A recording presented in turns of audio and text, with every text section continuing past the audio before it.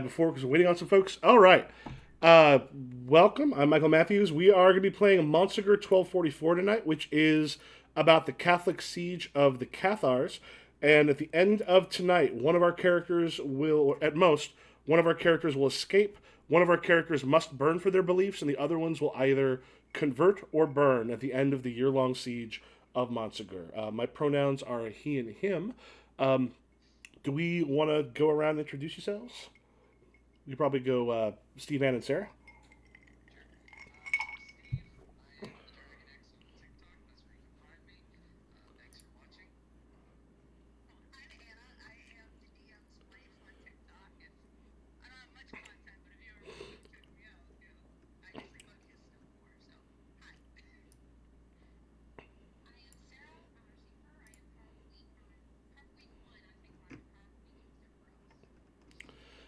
All right. So for this tonight, the let me bring them back up.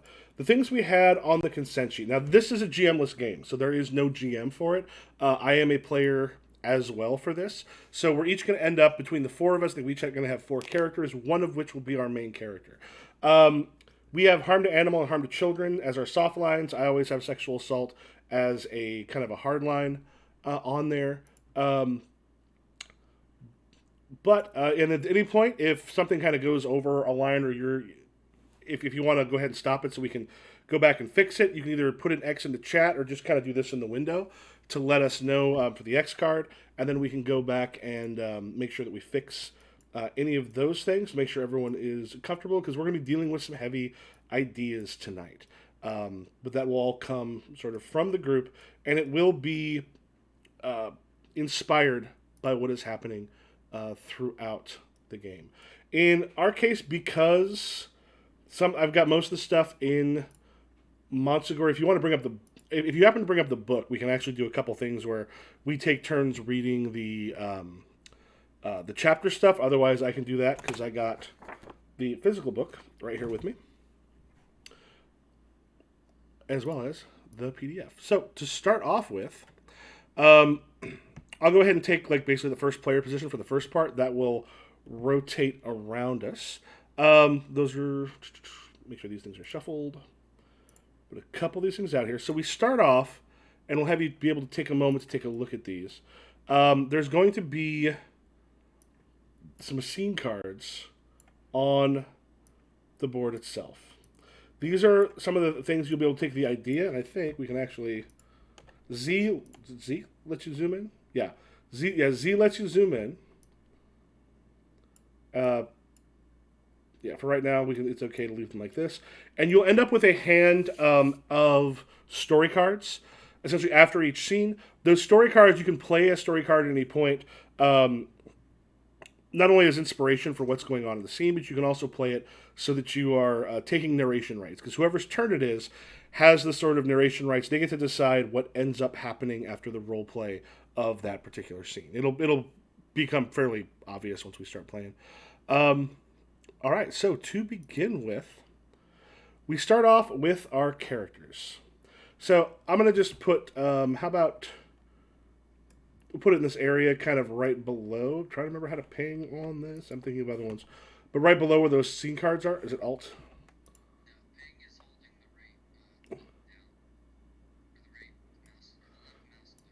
Oh, yeah, there we go. Yeah, so kind of down there. So the first thing we're going to do is we're going to pull a couple character cards. And then each of us are going to end up taking one. And what we'll do is we can set up ourselves an area towards the bottom. What that will let us do is because we're going to want to check occasionally to remember who has who. Because in some of the scenes, what you'll do is you'll take your main character and go, okay, I'm going to have a scene with this person and this person. Um, and then you'll have the scene, but it'll be useful to know who people are playing. So those ones will not go completely away. So to start off with, yeah, we'll go ahead. We'll start off with four of them out.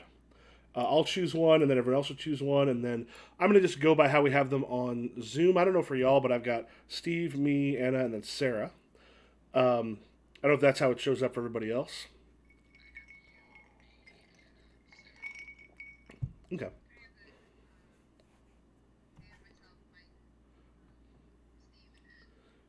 Okay. Oh, I'm just the zoom screen. You can actually grab and move the. At least I can. You can kind of grab and move them.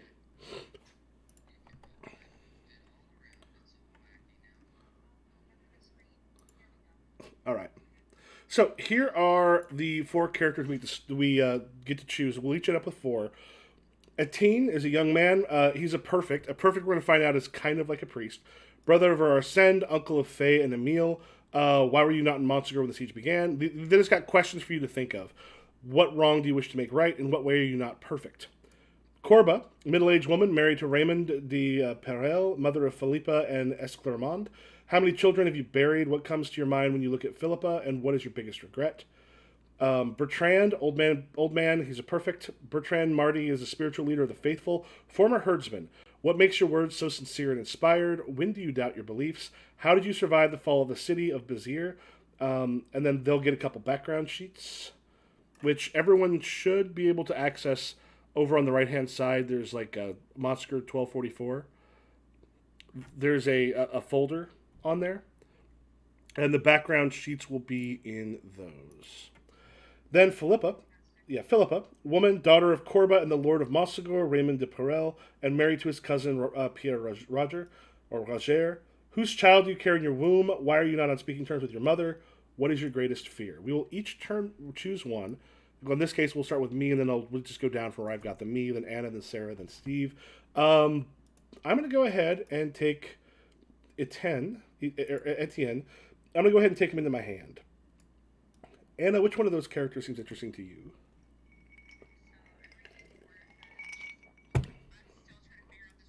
Okay. So below where you see where it says like below where like the scene and story cards are?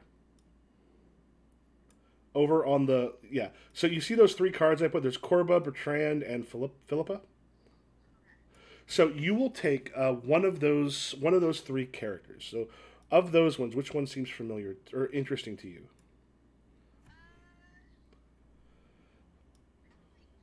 Okay, go ahead. If you want to right click on her, and there'll be one that says take card, and I would say go ahead and take that. And Sarah, do you want the Bertrand or Philippa? Okay, grab her. That leaves Steve with Bertrand, and then Anna, you will, if you right click and hit take, it'll appear in a little hand for you. And then Steve, you'll get. Did you want Sarah? Did you want? Oh, Steve. Oh, yeah. Right, if you right click, and then yeah, take will be up at the very top.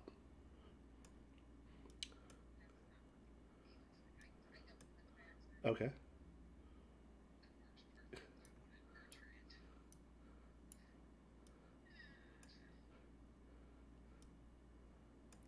So are you able to just right click on it and then if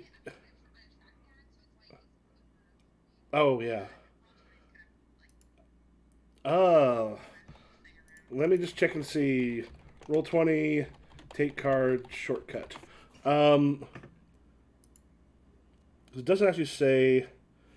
This is one of those things where roll 20. I think sometimes because it is the most popular one, lets it like. Mhm. Okay. Oh, no problem. We'll pull out the other ones. Yeah, we can kind of just take. We'll just take yours. I'll put yours down a little bit. So the next four, and Anna, you'll get first choice here.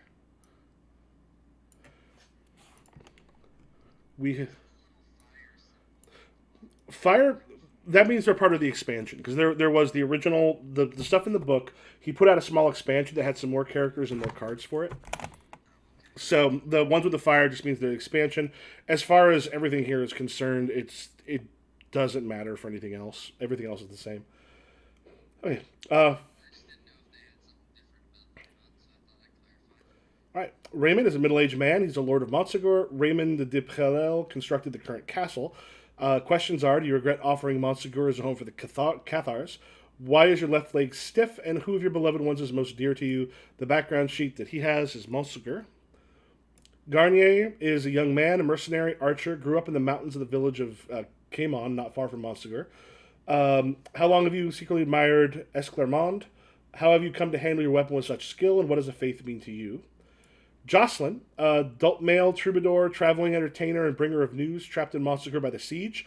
What is your real name? Who in Montsegur doesn't recognize you? And what happens to the hero Ogier in your most popular song? And then Pierre Roger, middle-aged man, Pierre Roger de Millerepo. I took French in high school and I remembered very little of it, so I am sorry for my pronunciation. Commands the defense of Montsegur, married to Philippa, has lost all his property to the Crusades. Why do men obey you? What were the last words of your father before he died as one of your first victims of the war? What cause do you fight for? So Anna, which do you see? Which one do you think? Keep in mind the character you've got because they will have some connections. Sometimes it's more fun to make sure that the ones your character has specific connections to are played by someone else, so you can actually have scenes with them. Grab him. I think probably yeah, Jose. We're gonna let's just say it like Americans and not care about the fact that we're screwing it up. Jose. Oh. Yeah, Peter Rogers, like Piers Morgan. And Sarah, you get to choose next. Okay, grab her. And if you just want to maybe drag her down so she's with the ones.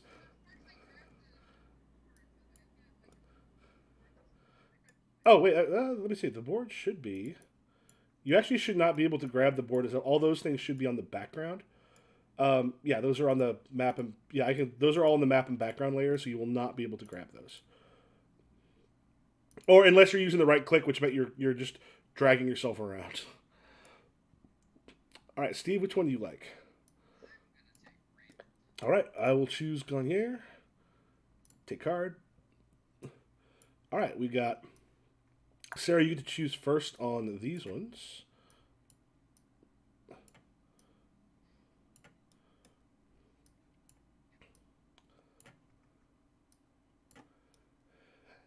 Gilhelm, an old man, blind, old friend of Raymond, fought in the Fourth Crusade as a young man 40 years ago. Why are you not perfect? Why is it only you? What is it that only you can see? Why are you so fond of Garnier? Bernard, adult male, Bernard de Saint Martin. Oh, I'm sorry about that. Is one of Pierre Roger's knights sentenced to death in absentia by the Inquisition.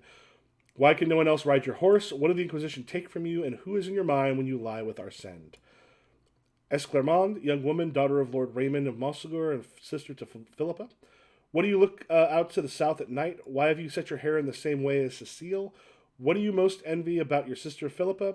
And then finally, Emile, boy, orphan, brother of Faye, lives in Montsegur with his aunt Arsène. What about your father do you miss the most? What kind of weapon have you carved out of wood? And what did you want to be when you grow up? Steve, what do you, or rather Sarah? Who sounds cool? Okay. If you want to go ahead and. Oh, sorry. Have you tried tapping with two fingers on a touchpad? The right click is the two fingers.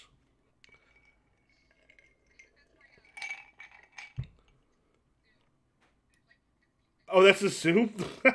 Damn it. Actually, the thing is, if you just have a section where you put the cards, you're gonna be fine. It will not be. Oh my god, you zoomed way the hell. What the hell? Oh.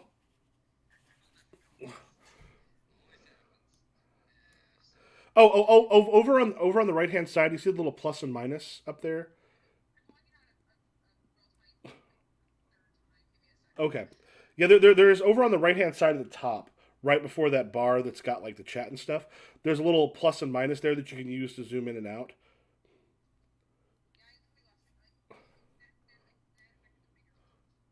Okay. I will. I will go ahead and put Sarah's cards together here. It actually will probably be a good idea for us to just have a little space down here to put our cards and stuff anyway, which is more than fine. I'll actually do this.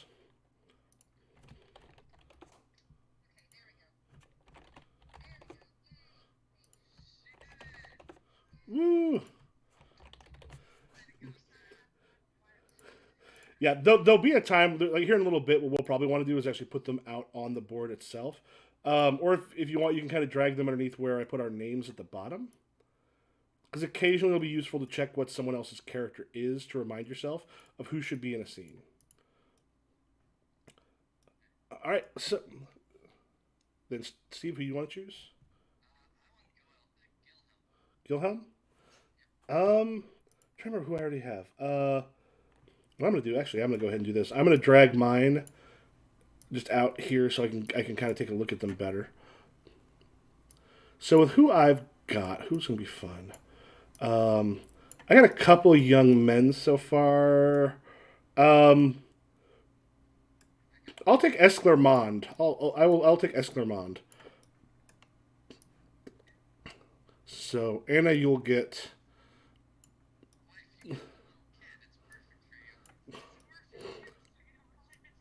Oh, and this is I think the final four. Um, oh, I guess there's only. Oh, I guess there's only three. Um, yeah, so these are the final three. So all of you will have.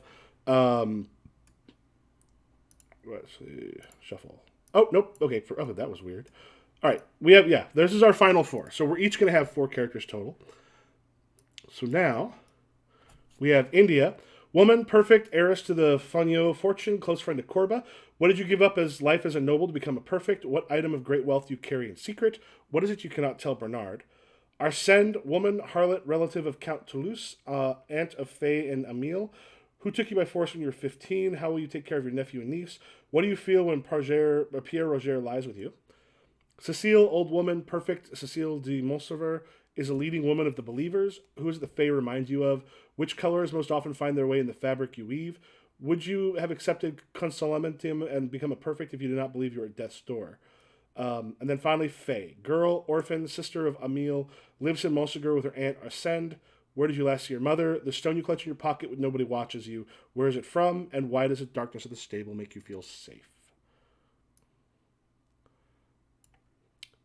So, Steve, I think that's you. Hmm.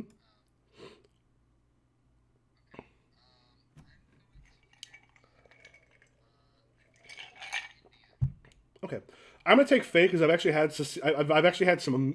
This is the third time I played this. Arsène and Cecile were my main characters the first two times I played it, and they had like neither of their endings were what I expected it to be. So I will grab Faye. Um, so I am not one of the ones I played before. And then Anna. All right, and then Cecile goes to Sarah. I think F will let you flip. Yeah. And then if you want to place them all like down where we've got them at the bottom, like take it out of your hand and put them there, that'll put us in a place where we can double check the characters, which will become important. And we got our little relationship map up top. We got the playing tips there.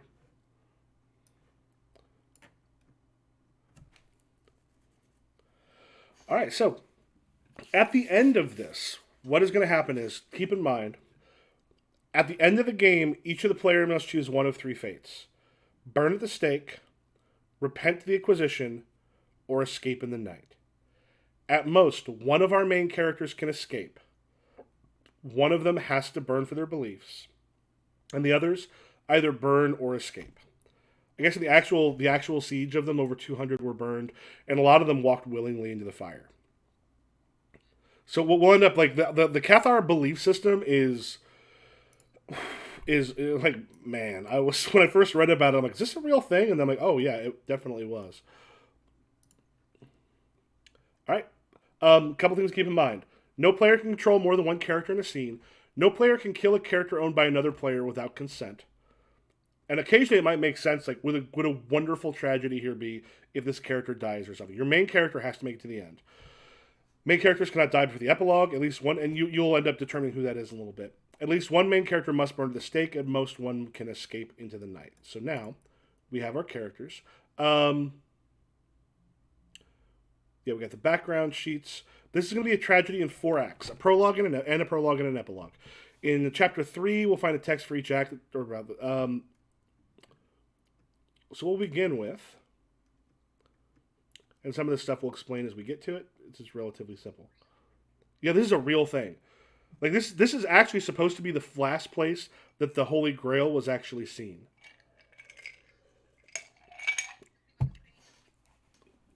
Yeah, right. It's like yeah. If you actually tell you what, one thing we can do, it recommends kind of like essentially like reading these later. I think they're interesting enough to read sort of now at the beginning. Um, who has Raymond? Okay. Do you want to go ahead and read the? If you want to click on the Montsegur, the over in Montsegur 1244, there are a couple. There's like the Faith, Montsegur, the Consolamentium, and the Perfects. I think it's interesting enough to have this stuff in mind at the beginning because it's it is not what you think what this whole thing is. So if you want to go ahead and start by reading Montsegur.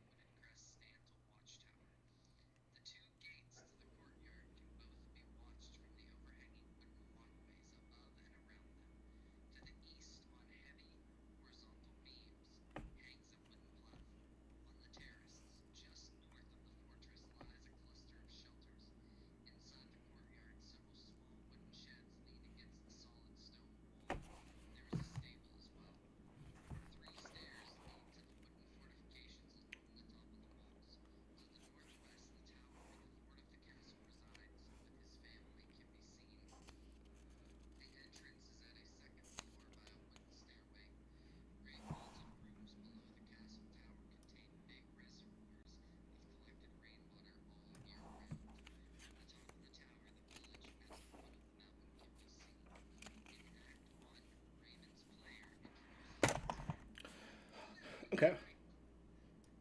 And I think we can just do it this way. If we want to do it, do we want to have? I think Sarah, you're already looking at the Faith. Yeah, basically we can do the thing where if Sarah wants to read the Faith, then we'll have Anna. If you want to read the Perfects, do you see that over on the right hand side? On the right hand side, there's a you got like a little chat thing. One looks like pictures and one looks like a newspaper. Do you see that on the right hand side? There's like a bar. Oh, it actually it shouldn't matter where the Zoom is a separate window. It's like a little mini thing. It's got like a on the right hand side of it. Do you have like a bar that's across? It should go top to bottom, and you probably have a chat in there. Okay, so at the very top of it, do you see one that looks like a newspaper? If you click on that, and there's yeah, so yeah, there's a bunch of stuff there. There's a folder that says Montsegur 1244.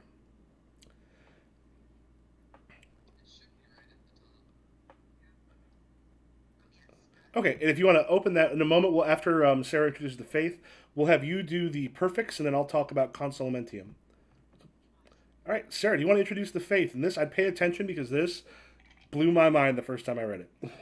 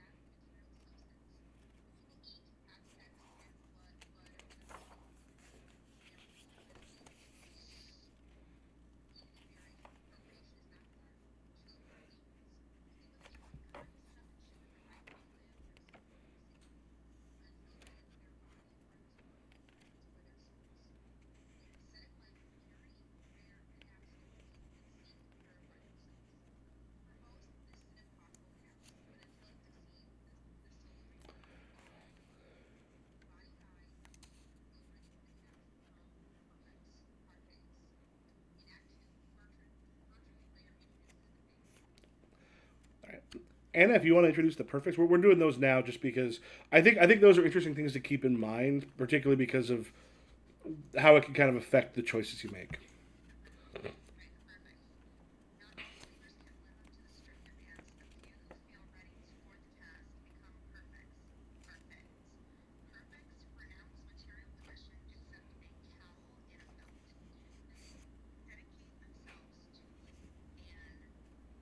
Aesthetic.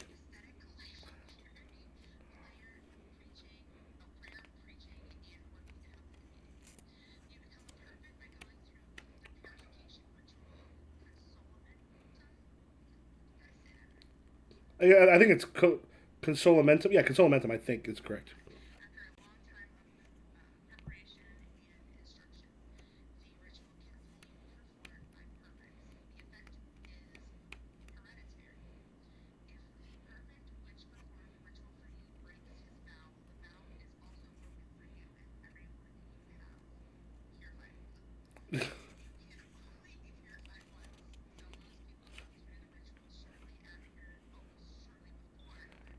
It could be cool if you do it after.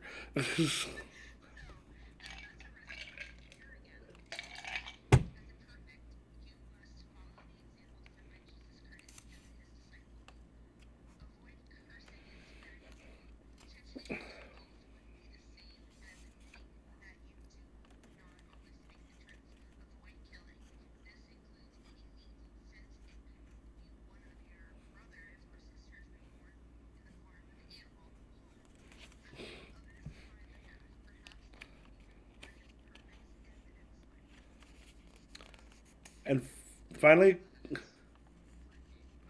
I love the idea that like, and again, not like a real life idea that if the person who essentially saved you, put you through, falls, you do too, which is yes. Con- Consolamentum. The ritual of consolamentum is performed in two cases: to ordain perfects or perfes to purify a dying person, and to purify a dying person. In both cases, the ritual is performed the same way. The receiver kneels before the Perfe. The Perfe addresses the receiver by name and explains that the spirit dwells in the Perfe and he is to be adopted as a son of God. The receiver renounces the Catholic Church and the cross, their baptism, and their magical rituals. The duties of the Perfe are read: forgive sinners, love your enemies, if struck, turn the other cheek. Give your coat to the one who takes your cloak. Do not judge or condemn. The receiver is asked if he will follow this. He answers, I have this wish and this will. Pray to God that he will give me the strength. The receiver confesses his sins and is given absolution. The gospel is placed upon the receiver's head. The Parfait says, Holy Father, welcome this servant into your kingdom, and let him receive your grace and your Holy Spirit. John 1:1 to 1:17 are read. The receiver is girded with a belt of sacred thread. The Parfait, the present Parfaits give the kiss of peace. In Act 4, Consolamentum is carried out for those who have chosen to die for their beliefs. So that will be in Act 4.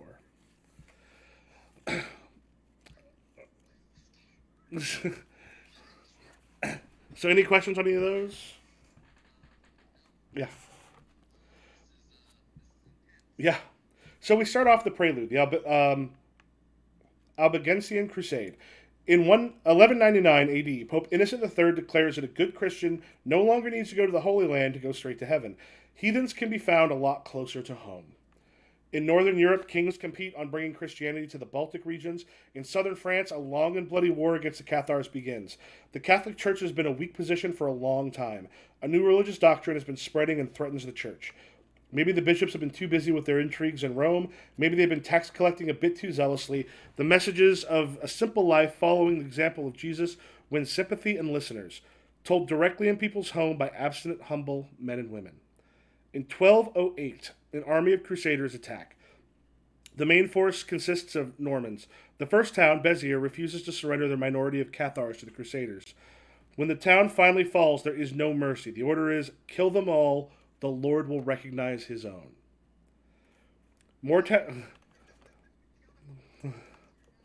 More towns fall in the following years, but after a while, acts of war die out. The Count of Toulouse, a defender of the Cathars until now, gives in to the Pope and promises to fight the heresy. An uneasy peace spreads. In 1234, the Papal Inquisition is formed to help uncover heretics and to prevent vigilantism and lynching, but the efficient and brutal conduct of the Inquisition is not to everyone's liking. This takes us to the prologue. The assassination in Avignon, I'm guessing that's how it's pronounced. Where blood is revenged with blood, and the tragedy begins, May 1242. A messenger arrived at Montsegur with a letter from Avignon, a small town nearby. The local bailiff served the French king, but was also secretly a faithful believer. In the letter, he informed that the hated Inquisitor Guillaume Arnaud was on his way to Avignon, where he would stay for a few days. The bailiff was willing to let his guards look the other way if someone would attempt to harm the Inquisitor. We're going to play the scene where Pierre Roger leads a group of armed men in an assault on the Inquisitor. Does Bernard taste the blood of revenge? Does the Inquisitor recognize his assassin? Do all of the Cathars support the idea of the assassination? The scene is set by the player with the yellow cross, which is me, at first. Then it'll be me, and then we can just go through Anna, Sarah, and then Steve. After playing the prologue, you're ready to choose your main characters, read the playing tips, and continue to play out Act 1. So, Pierre Roger, you are the one going to assassinate, or try to assassinate, the Guillaume Arnaud. Why don't we have? It seems like.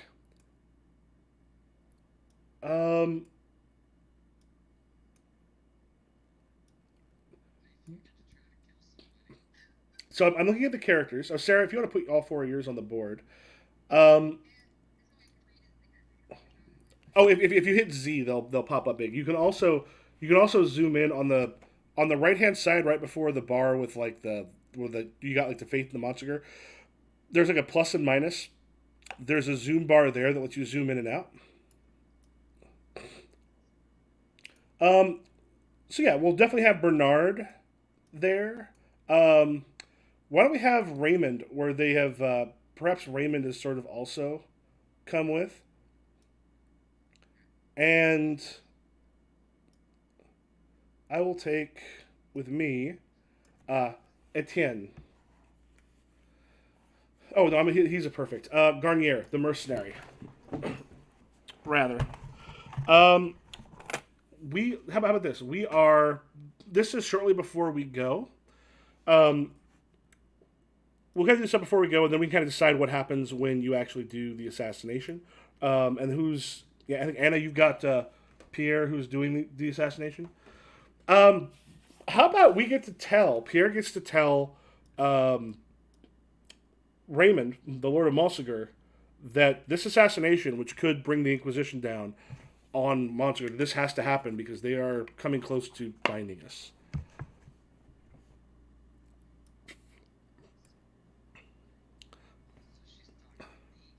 And I'll say if our other characters are going to be there as well. Um, what I'm going to do also is I'm going to go ahead and put in some fairly large text the name of the person.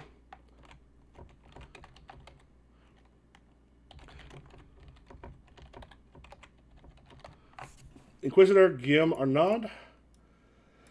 This man is searching for us and looking to kill us.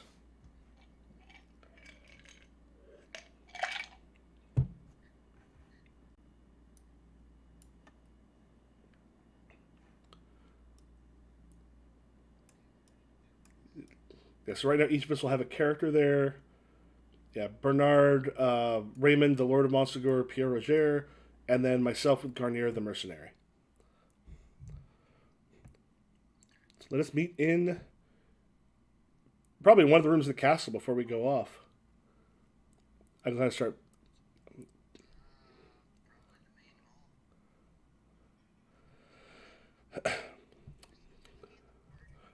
Nope, nope. You don't need to. I would maybe go in so you can actually see Pierre. You can see his information. So if you kind of the information of your character, I'll kind of begin. Pierre, have you talked to Raymond yet? What we're going to do here is going to end up causing a lot of problems. Raymond is the Lord of Montsegur. He's the one who's basically the one who's been keeping us here, even though the Catholics have their Inquisition. So if you see, I put it up here, the Inquisitor Guillaume Arnaud, which is up above where your character is. So the Inquisitor.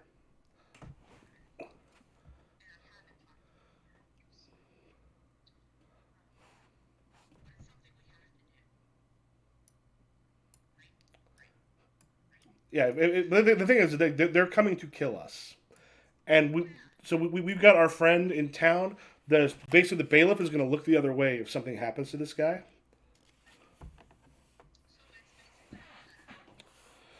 We can go in there. We just kind of have to let Bernard know.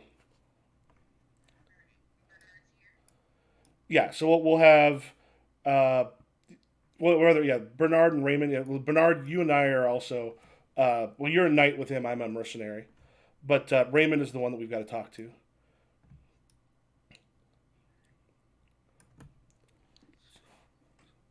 Okay.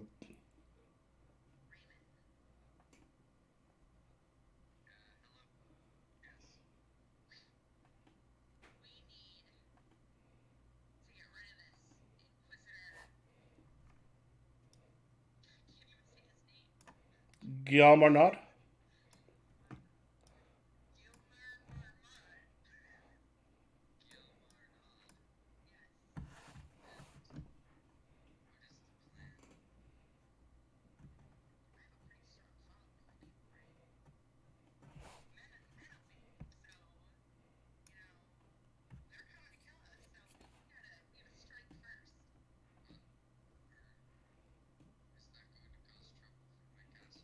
I can't imagine the Catholics are going to look particularly well upon their Inquisitor getting killed.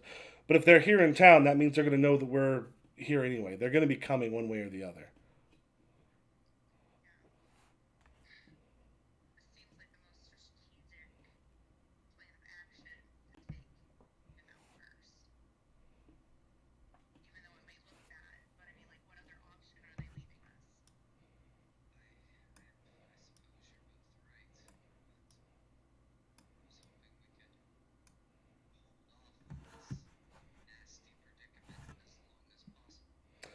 Bernard, the Inquisition sentenced you to death. How do you feel about holding off?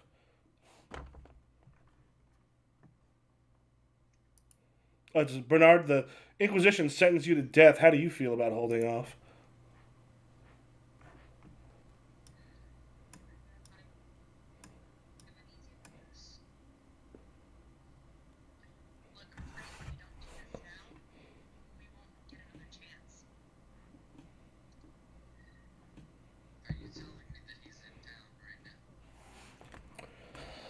He is.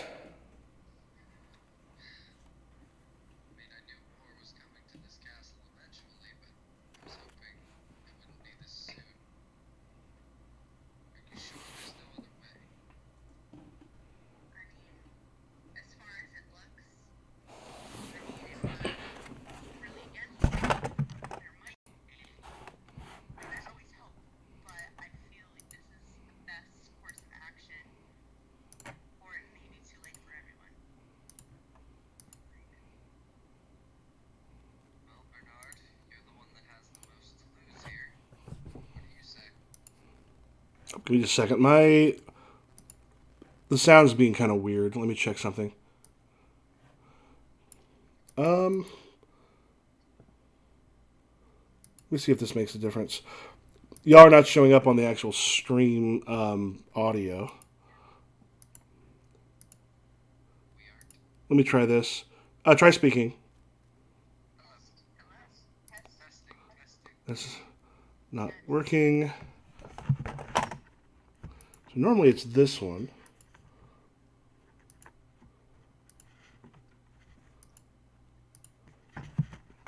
The sound is being weird right now. So they're apparently showing up as whispers, which is weird. Okay. Try speaking.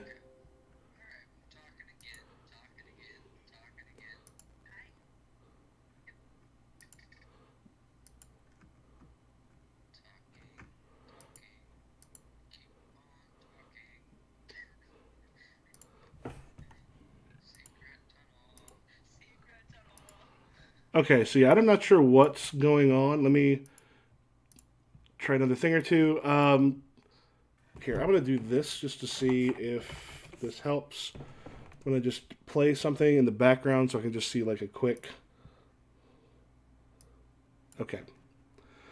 This could also be occasionally. Oh, do me a favor, talk now. You. Let me select. Oh, you know what? This is probably why. Now try. Oh, no, I cannot hear you. You can't hear me? This could be Zoom being... Oh, did Maisie bite her? She bit her toe. Oh, well, they were probably playing. No, speakers rather, just to be here. Let me try this. That's a microphone. Nope, that's on my Oculus.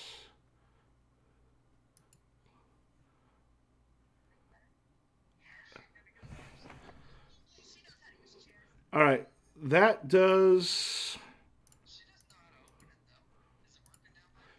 No, I think... I don't know why it's being difficult right now, but I have a feeling... So the weird thing is, if I turn the desktop audio, that is showing up. However, y'all are not showing up. Just keep talking. It has to come through Zoom. There we go. Just my voice says. Okay, I think There we go. There you go. Yay. You're showing up now. Hey. Okay. I had to put it through. I had to run it through my headset, which was bizarre. Okay, that is taken care of. All right, where were we? I'm trying to convince you what I have to lose. What I think. Yeah, I just asked Bernard, you have the most to lose, so what do you think? Should we go through with it now or wait? Might as well. It can't get worse, correct? I highly doubt that. Hi, Daddy. I'm so sorry. Yes. All right, I would tell the men that you've got to be ready, because once we do this, there's going to be some problems with the Catholics themselves. Fine. Right. If it must be done, it must be done. All right, so Rogers, at this point, I've got the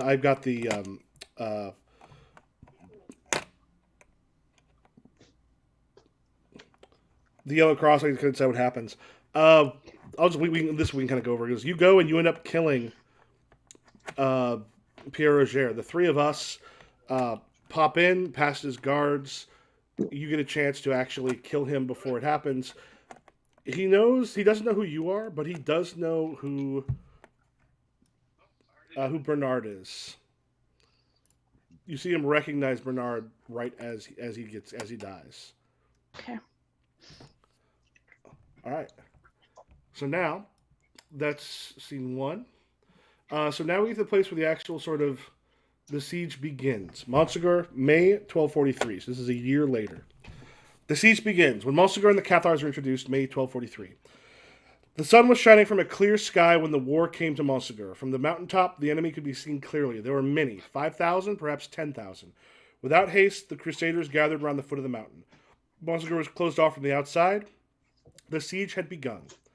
Now, during the summer, spirits are high among the besieged. Life goes on. Oops.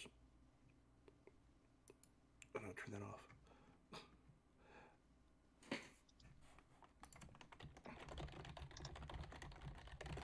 off. Life goes on. There's plenty of food and water for drinking, and reinforcements easily penetrate enemy lines. A celebration is held with singing and dancing. The Perfes teach the faithful about the path to salvation. At this point, each of us wants to choose who our main character is. So we'll want to take a look at which of your characters do you want to make your main? Philippa. You want Philippa? Mm-hmm. Okay, if you want to go ahead, place her on the top of your stack.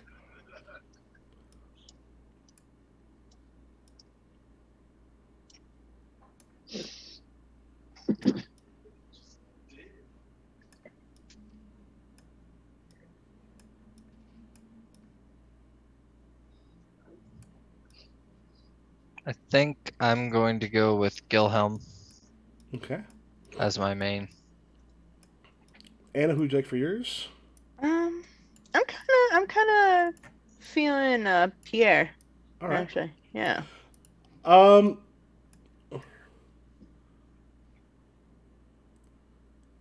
See who I've got. I will go ahead and take Pierre. I'm between Esclarmonde, which is Philippa's sister, or Garnier the mercenary. I'll grab Garnier the mercenary. So these are our main characters. The rest of them we can play and be brought into scenes as necessary. So we start off with the first one, and I go first on this one, and then after this act, it'll pass to the next person. So the first thing I do is I come up here at the top, and you see the 3 scene cards that are laid out. Yes. I'm going to choose one of those for inspiration. Let me do something real quick. Check one thing. The scene cards you can end up playing later on if you want to take control of the narration to sort of let something happen at the end because you have a cool idea. The story cards. The story cards can be played if you have narration rights to add something interesting in, and you'll get those after each of these scenes. So, a cry of pain, a hound baying mournfully, or a burbling mountain stream. I'm going to go ahead and take the burbling mountain stream for mine. I'm going to take that card, and what I'll have done is basically gone down to get... Garnier has gone down to get more...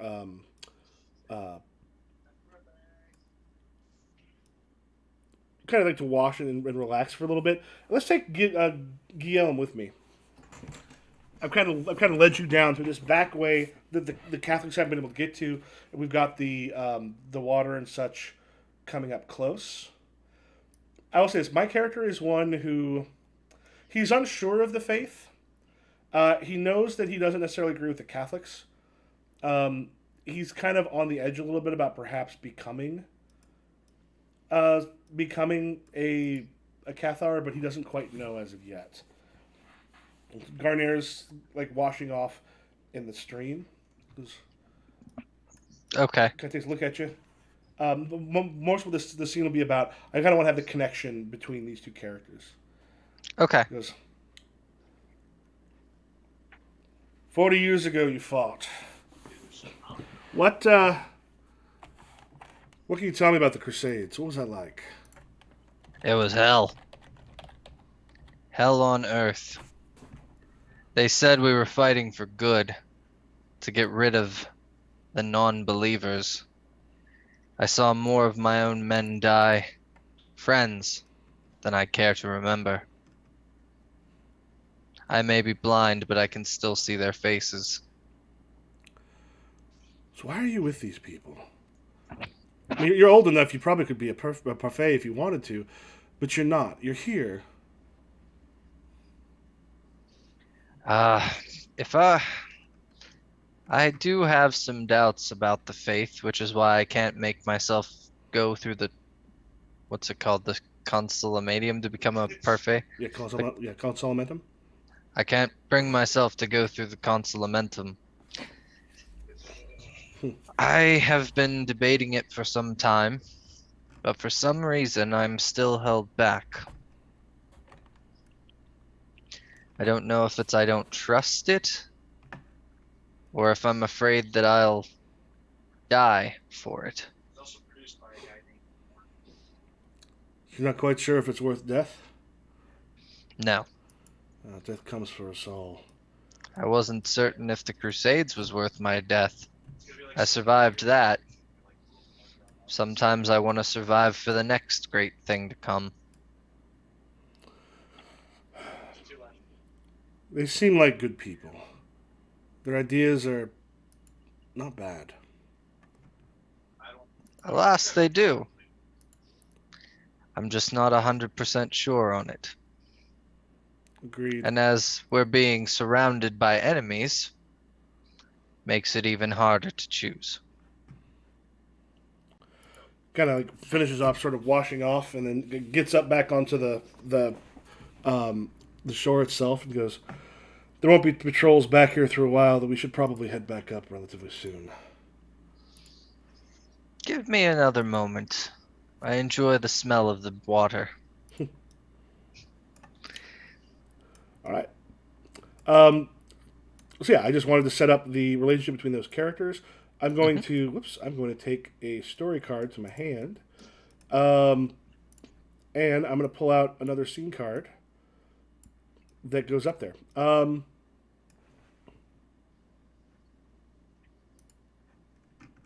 Shit, let me check one thing. We're pretty sure we go all through all four.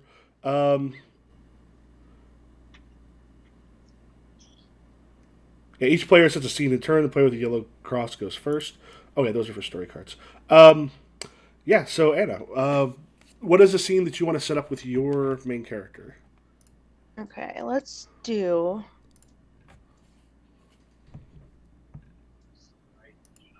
A hound baying mournfully. All right. So you can use that as a inspiration for the scene that you want to take place, and you don't have to use the main characters of the other players. But you can kind of go through and go, who should be in this scene together, and what do you want to? Do you want to essentially set something up? Do you want to?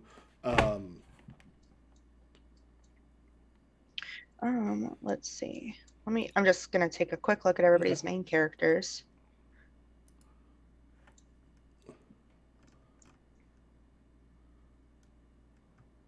And can I ask a question? Yep. So these questions that we have for our characters, we just make up our own stuff, correct? Yeah, those are just things to keep in mind of like to kind of help give a guide for the characters. You can explore them, or you can if you don't want to, you don't have to. But it just becomes a thing that lets you kind of decide what do you find interesting. Okay. Now, do I have to move this card somewhere? Do I need to? Go ahead and take it because you can actually use that to take over a scene later on. So if you just right click and then hit to take. So the hound baying mournfully, you can use that as an inspiration for the scene. Okay. So I can have a scene with like Garnier, correct? Yeah, or you could do it with one of the other characters. I kind of want to set up that relationship though, because since like my character has a good like men like follow me type thing, and he's a mercenary, like it seems like a good idea to have like a tight bond, I guess, with that. Yeah. So like, where is this taking place at? So remember, we're in the we're in Montsegur, so we can get out a little bit here and there to go grab stuff. The Catholics have sieged us, but we're still okay at this point. Okay, so we can just assume that like would there be death happening right now, like where we are? Not really as of yet. Like I said, the stuff happening so far, there's still celebration. They're around us, but we're not necessarily skirmishing with them or anything. Okay, all right. So, do we need like to make a supply run or anything like that? We could, because we are grabbing some stuff. Yeah, we could do that then, and then I want to do it with Garnier. Okay. Right. So, you know, I didn't like to do what I had to that man. If things could have been different, if not the circumstances. I just want to protect our people. Pierre, is there someone else with us, or is this just me and you? Ooh. No, it is just the two of us. This is Garnier being Garnier. He goes, I'm a soldier. I'm not someone that you have to actually apologize for things like that to. What that means, though, is it seems to be digging at you a little bit. Just sometimes trying to do the right thing can weigh on you a lot. I know that. But to protect the ones we care about the most, I would die for them. Well, may have plenty of opportunities to do so. I'd imagine so. Mainly, I'm glad to have people close to me, especially since the circumstances call on them for tight aid, perhaps,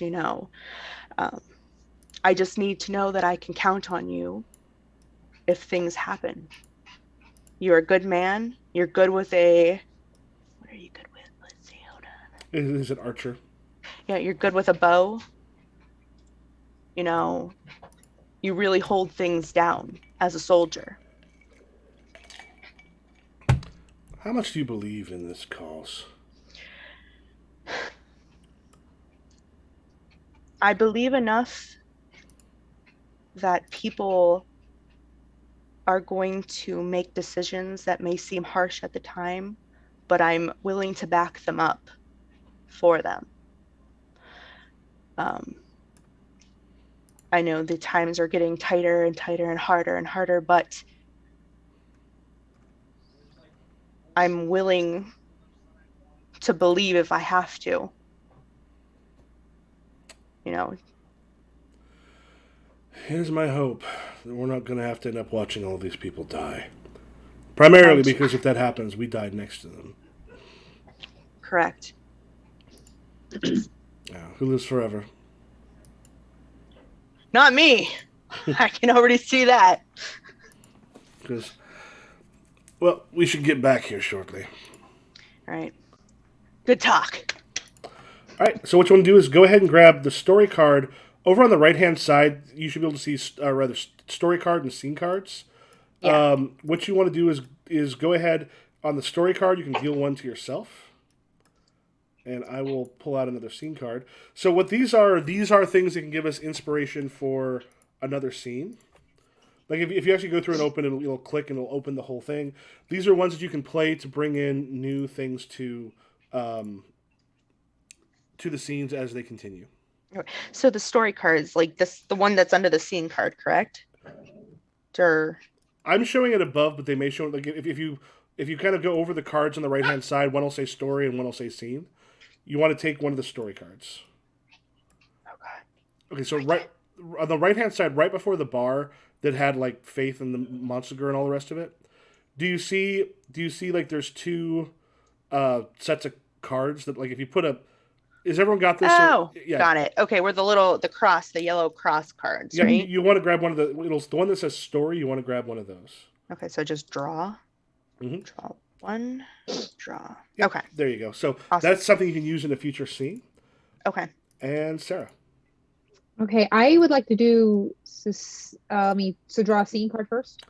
Or you want to choose one of those scene cards for inspiration. Okay. Let's see what it says. A crying of a child. Okay. I want to do a scene between Cecile and Bertrand. It's one of the ones that are on the table. So I'd say the one that you grabbed, I would go ahead. We'll delete it and put it back in. Okay. So on the table up in the top left, there's 3 of them that are set out. Oh, okay. How do I delete this? Oh, here. Literally, if you just click and drag it onto the table, and then just go over it, hit delete. Got it. Okay. Yeah, up towards the top, there are 3 cards. Right next where it says scene card and then story card. Okay. Sorry, I'm looking at the sound of steel upon steel. Mm-hmm. Cry of pain. I'll do a cry of pain. All right. And I want to do Cecile and Bertrand. I'm bringing food to Bertrand, who's in bed because he's ill. Okay. Well, that's me. Hold on. Okay. All right. I'm ready. I'm listening. I'm going to refill my drink while you're going. I say,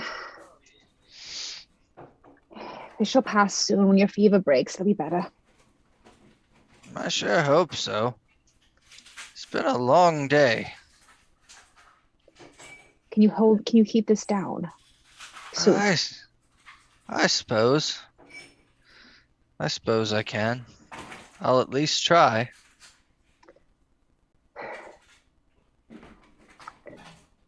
There's much noise coming from outside the walls.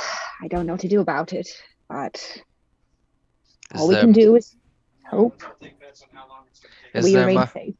Is there much we can do about it? Of course not. What are there? 10,000 men out there? 5,000? Something of that nature? It's been war all our lives, Bertrand.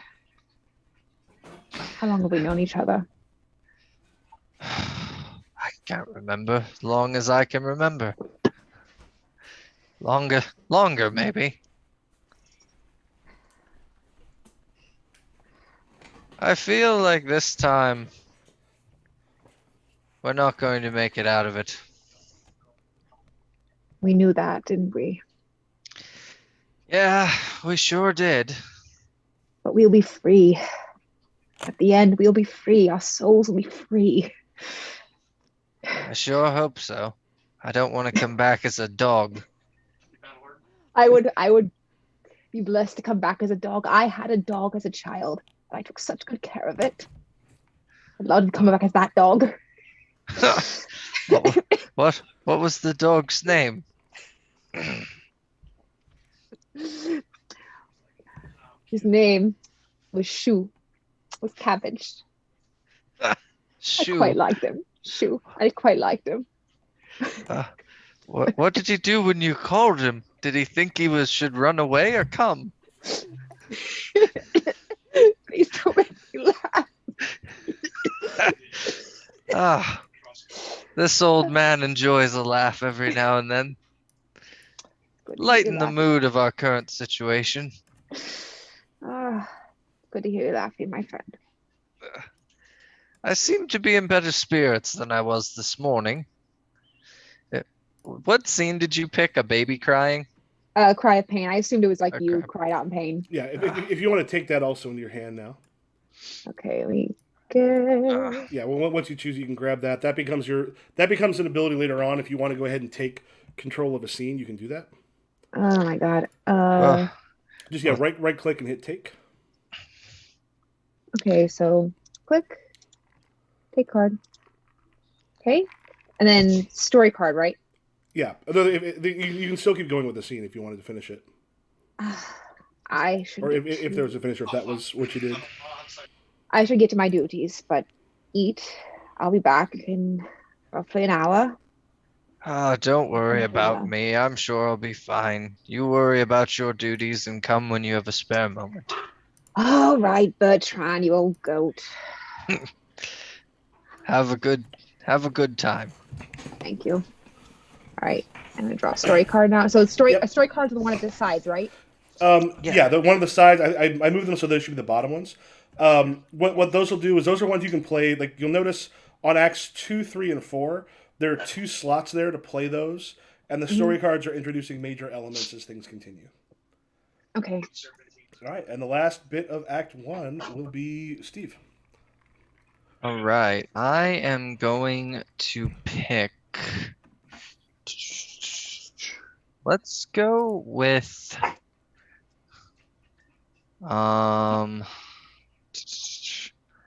Let's go with Raymond. Oh, I gotta pick a story card. Hold on, or a scene card. Flies buzzing. Sound of steel. Distant rumble of thunder. Let's go with sound of steel upon steel. I'm gonna take that one into my hand, and I'm actually going to go with Raymond.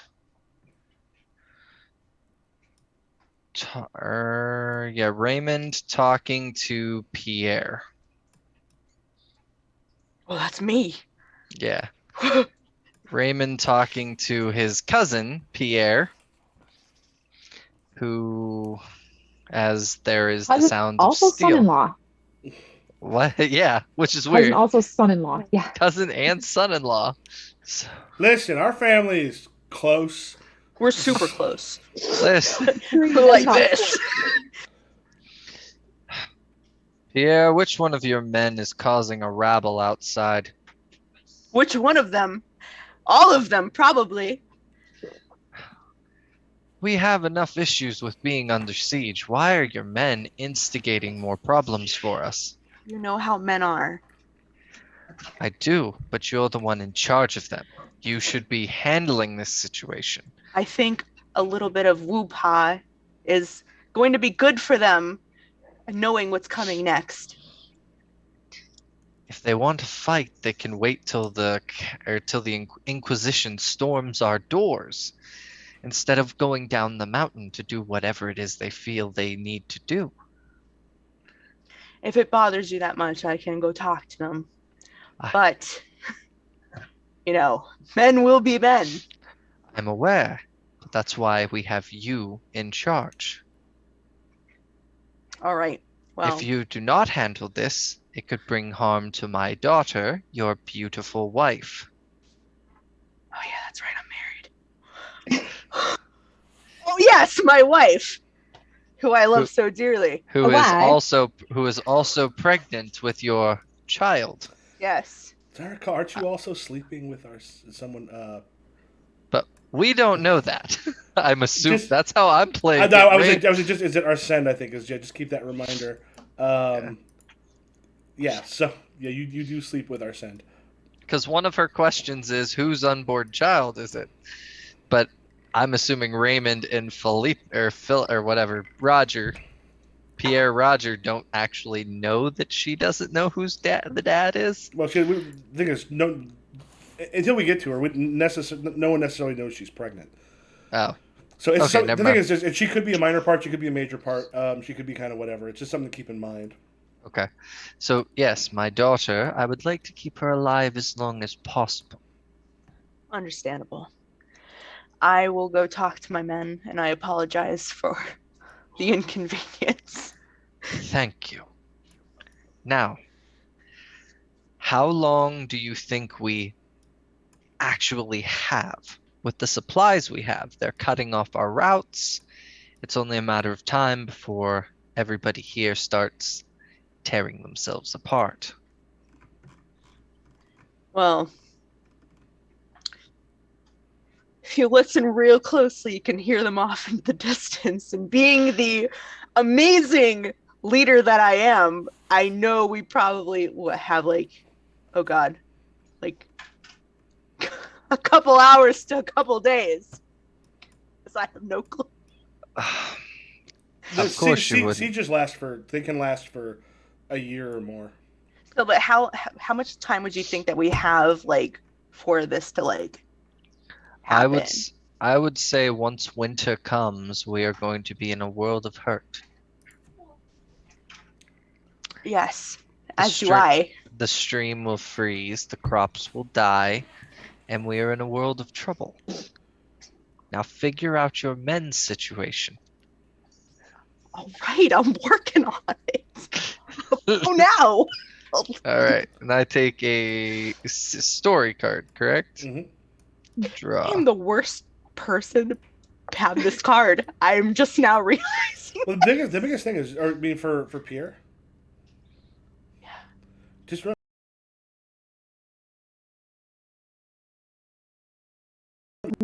Oh, I froze up for a second. You froze. I can't hear you. Yeah. Okay. Am I back? Yeah, yes. You're back. We hear you now. Biggest thing to remember is just keep in mind this is someone with a lot of responsibility. You are in a doomed situation. Like the siege there, it's with luck, it gets to winter or something, and they have to give up. The only problem is they've been hunting down the Cathars for years at this point, and the Catholic Church is making a fairly large push to essentially eradicate the Cathars. And historically, this was not the final destruction of the Cathars, but this was most of it. Like there was some, I think, that fled in some other places that lived out for a while, but then the Cathar religion essentially disappeared not long after this. Okay. Yeah, so there's all that. You just kind of keep in mind all of the responsibility this character has and how badly it looks. You have a large army out there and not nearly enough inside. All right. So shit. That ends up being end of Act 1. Act 2. One thing to keep in mind is if you are not playing your main character, that's fine, but you probably want to focus on someone else's main character. Up at the top, on the top right, you'll see the little, how people are related to each other. Yeah. You don't have to strictly go here, but if you're not quite certain, if you take a look at who are the characters that my character is sort of attached to, Garnier is not attached to as much, so I might end up playing some of the other ones with some of the other main characters here and there. But your main character is the one that you have to make the decision for at the end. Mm-hmm. So the emotional impact of the end of the game will be with that character. Yeah, that's why I picked Raymond for Pierre, because Gilhelm doesn't have a lot of connections. Mm-hmm. I feel like I should have made Raymond my main character. Well, the thing is Raymond can still be important. All these characters can be important. Okay. But with Gilhelm, for example, we're all trapped in a castle. That's one of those things where we will, like, anybody can run into anybody. It's just those are the ones that are set. But the thing is, you took one of your minor characters and then her main character, which is great. Okay. You just want to make sure there's at least a main character in each scene. Okay. That takes us to Act 2, and Anna will start with this. Winter hardship, where we learn that the situation is worse than we first expected. The crusading army realized that capturing Montsegur was more difficult than first expected. The siege would be prolonged into the winter. Reinforcements and new supplies were needed.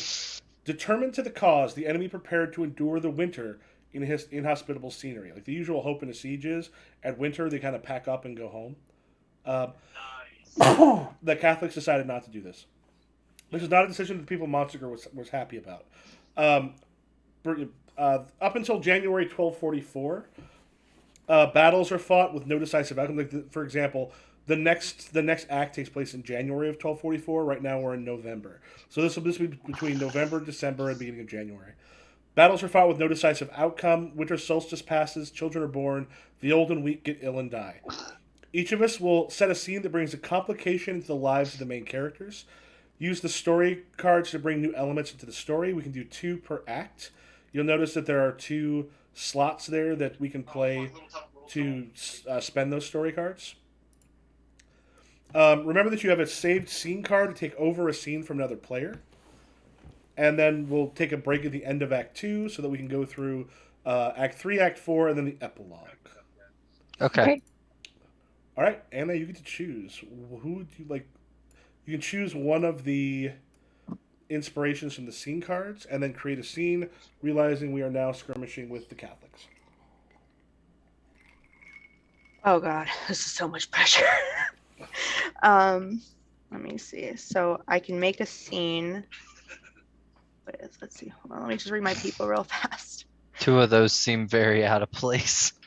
Well, the thing is, also remember, there's still life going on inside, because the siege is happening outside, but sieges are these really long, drawn-out things where they're basically cutting you off from food and trying to outlast you. Most sieges, the people inside the city are trying to last till winter, where they can then somehow get some, because they're not going to be able to bring in crops during the siege. Usually in the winter, if they leave, then trying to get enough food to survive becomes a big problem. Then they come back. Then they literally, most armies would then come back in the spring. And the hope there is they've somehow been able to survive, but they've gotten a lot weaker. In this case, the Catholics went, nope, fuck that. We got enough money. We're gonna keep sitting outside. Oh God. So they just won't leave. Yeah. Ugh, buttheads. Okay. Let's see. Sorry, I'm like real close to my camera. It's only because I'm trying to read these cards. Oh, if you hit Z, it'll open. You can also, if it's on the table itself, you can zoom in. There's a little plus and minus up at the top on the bar. You can zoom in that way so they're actually big enough to see. Yeah, I got it. We're good. Yeah. Okay. If it's a card in your hand, if you click on them, they become big and huge. What's with all the buzzing insects? Middle Ages. Yeah, distant rumble of thunder. Okay. Let's do a distant rumble of thunder. Okay. You can go ahead and grab that one. Okay. Card. And sorry, I'm still adjusting things.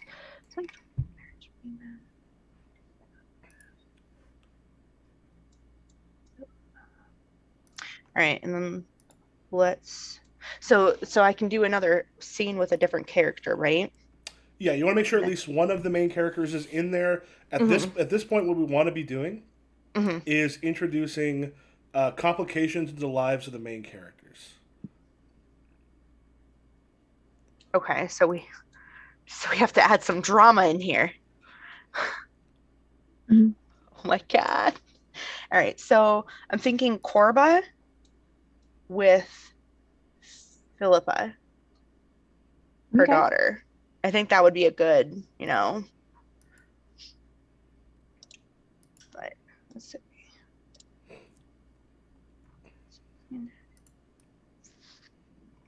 Because we haven't been on speaking terms. Mm-hmm. So it's Philippa and who? Corba. Corba. Corba. her mom. So just say, we can feel that our last days are kind of coming, right? As Korba being an older mother, and she doesn't want to leave that with her daughter, not on speaking terms. So just nonchalantly just, do you need anything washed? Slide in there. We have people to do that, don't we? I'm sorry for what happened between us, but it seems that the days are getting dimmer and the light is going away and people are at our door and there's nothing that we can do about it. Do you really want our last days to end like this between us? I'm your mother. We should be working on this together. You stood by Father's side when he brought us to this. So perhaps this is what we're owed. We should think about going through the consulateum. That's the case. I just want what's best for you. I don't want to see another one of my children dead. Albert volunteered to leave. He wanted to fight the war. I am going to spend my scene card. One will give me narrative control. I'm not going to use my. I have a story card which I then could use later on. I'm going to bring Esclarmonde into it. Oh God, hold Your on. sister. Oh, yay. Wait a minute. So yeah, Esclarmonde, she's my second one. Daughter of Lord Raymond and Montsegur and sister to Philippa. So I am your sister, your daughter or sister, depending on who you are. And what do I envy most about Philippa? And, you just kind of see me at the door.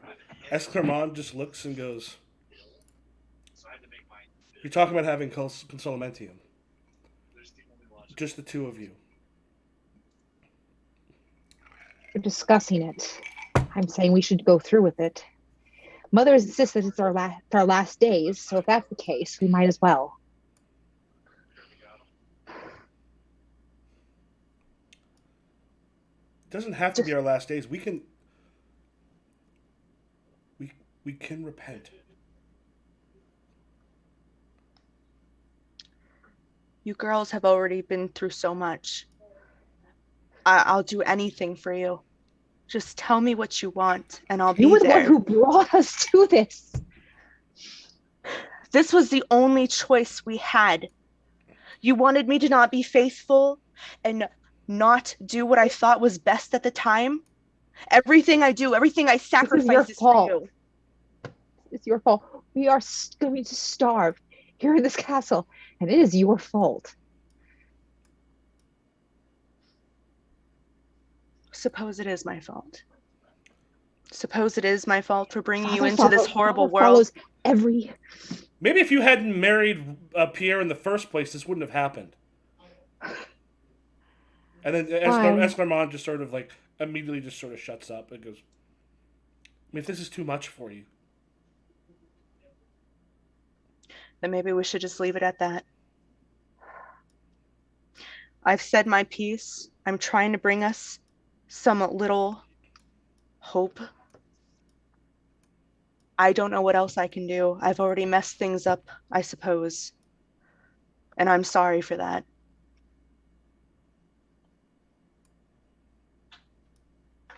If you need anything washed, you can catch me downstairs. Can I continue the scene with Escalante really quick? Yeah. Because I have taken over narration rights. So yeah, that's what, at any point you want to do something like that, you have your scene card. You can always play it to grab hold of the thing. And if you want to use your story card, if you have controlled narration, which the person who starts will automatically have it, but if you take control of it, if you want to use your story card, you can. We can use 2 per act total as a between the 4 of us. Essie. What? Do you think that? Do you think repentance would be survival? They're not looking to necessarily kill all of it. They're giving us an option. You know what it is, repent or burn. The people who repent get welcomed back. We know that.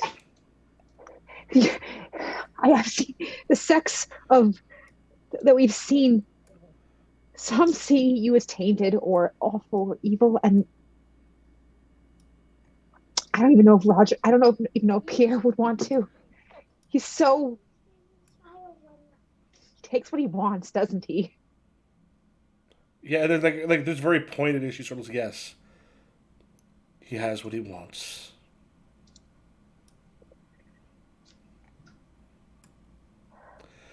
And she just kind of stands up and she just goes, I don't think I'm going to die here with everyone else. I think when the time comes, I'm going to beg forgiveness and I'm going to live. And I may leave here without a family, but I will leave here. I pray for your survival. And then Esclarmonde takes off into other parts of the castle. Okay. All right, Sarah, that takes it to you. I'm going to do Philippa and ATN. And me get a scene card. Okay. And also, if you want to add, it's one thing people can add multiple characters if they want. It can, like, one-on-ones are great. If you want to bring a bunch of people together, cool, do that. You can actually choose more than one person to bring into the scene? We can literally have all four of us in a scene if we want, and we can have different characters. characters. I wish I would have known that. Yeah. I do only want 2 for this scene, because I have an idea for this. I'm just saying, because I just realized we had a lot of, like, one-on-ones, which I think is good at the beginning, because it gives an opportunity to just focus on a character or two. And I wanted to bring her in, 1, because I want the idea that she's jealous of your marriage, and 2, to also show, by the way, you can play a card to bring in a character if that character is not in the scene. That's part of what you can do with your scene cards. When we play scene cards, we bring in characters, correct? Yeah, you basically you take narrative control. Even if your character is still in there, you can go, I want to decide how this ends, because right now it's mostly been conversations between the characters. But if it comes to something where there is sort of a narrative ending to it, like something is going to happen, the person that has control of the scene gets to decide what that is. All right. So I want ATN, and I'm going to do, let's see this one again. The buzzing of insects over a flowery meadow. Okay. Let me get this. Take card. I find, well, it's not really flowery meadow because it's January. It's November. It could partly be the remembrance of it. It could be something that's happened in the past. It could be. I find I stumble upon ATN in like a barn or something. Mm-hmm. Hello. Hi. Are you looking for your husband or someone else? No. It's been so long since we've talked. I was hoping we could. Oh, sure. He looks a little nervous because he is the brother of Arsène and he is aware of what's happening there. He kind of puts his things aside. He goes, "What? How can I help you?" I just hoping to talk to a Perfe and be assured of my faith. He just kind of takes a moment and just sort of.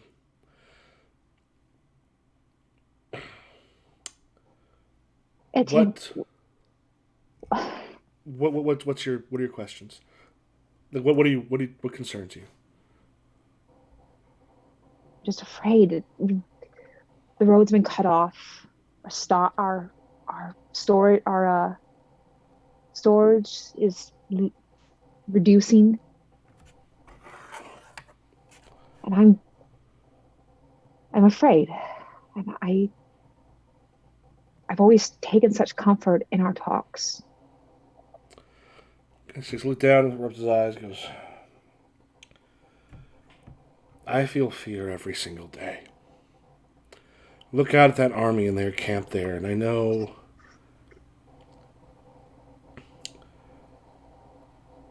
that their plans are to build a pyre for us. those of us who make it that far. I do my best to trust that all this is for a reason. I mean,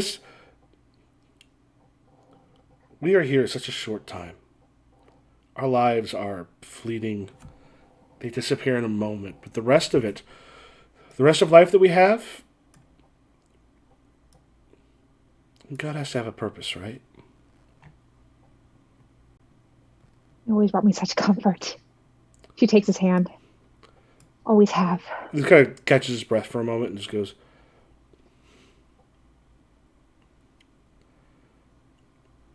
we have here children, old people of innocence. We've got, yes, those who have done wrong, but I cannot believe that Faye and Emil and others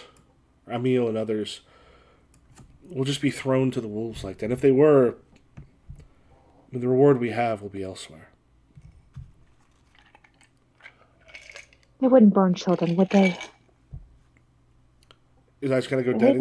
They wouldn't. If a child repents and think of it if a child. Think of it from the Pope's point of view. For us, children are not human enough yet to make their decisions. We are in hell. There's one way out. As far as they're concerned, if it's a child and they're innocent, they will then go up into heaven or purgatory or something. But any who could be a threat to the faith, they've not spared children in other places. But even infants? Would that... The Inquisition is not known for its kindness, but we have, and he kind of puts an arm on your shoulder and just goes, have strength. One way or another, we'll see ourselves through this, and we'll see ourselves in another world better off. This world is our punishment. We'll come out of it. Remember when we used to go to the field in the summer? I do. These are my favorite times. I think very fondly of those. I should go. Pierre will be looking for me. I'll be getting some work done. Thank you, Tim. All right, Steve.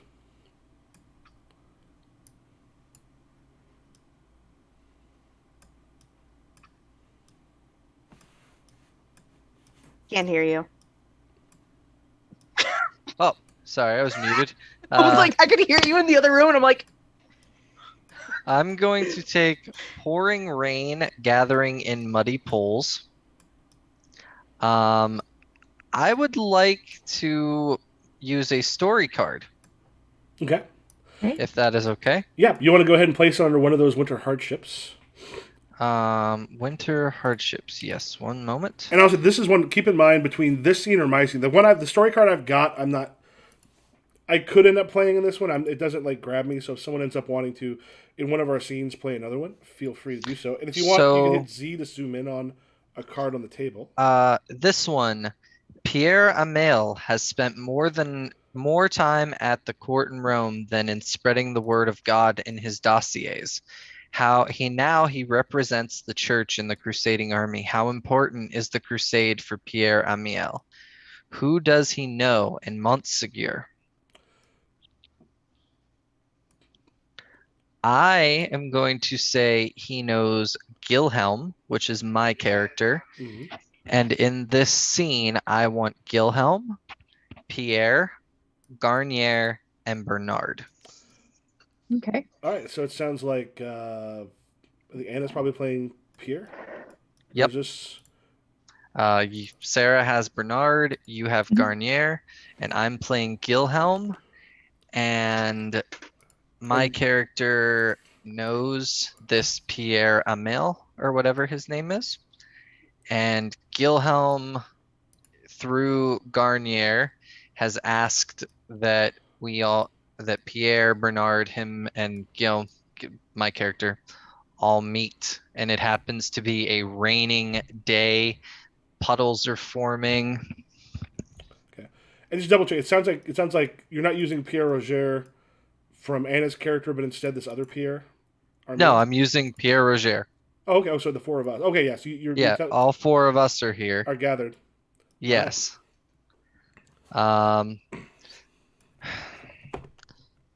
Pierre, I think I may have a way to cause a distraction in the armies below, at least long enough for us to resupply if we get men in the right positions.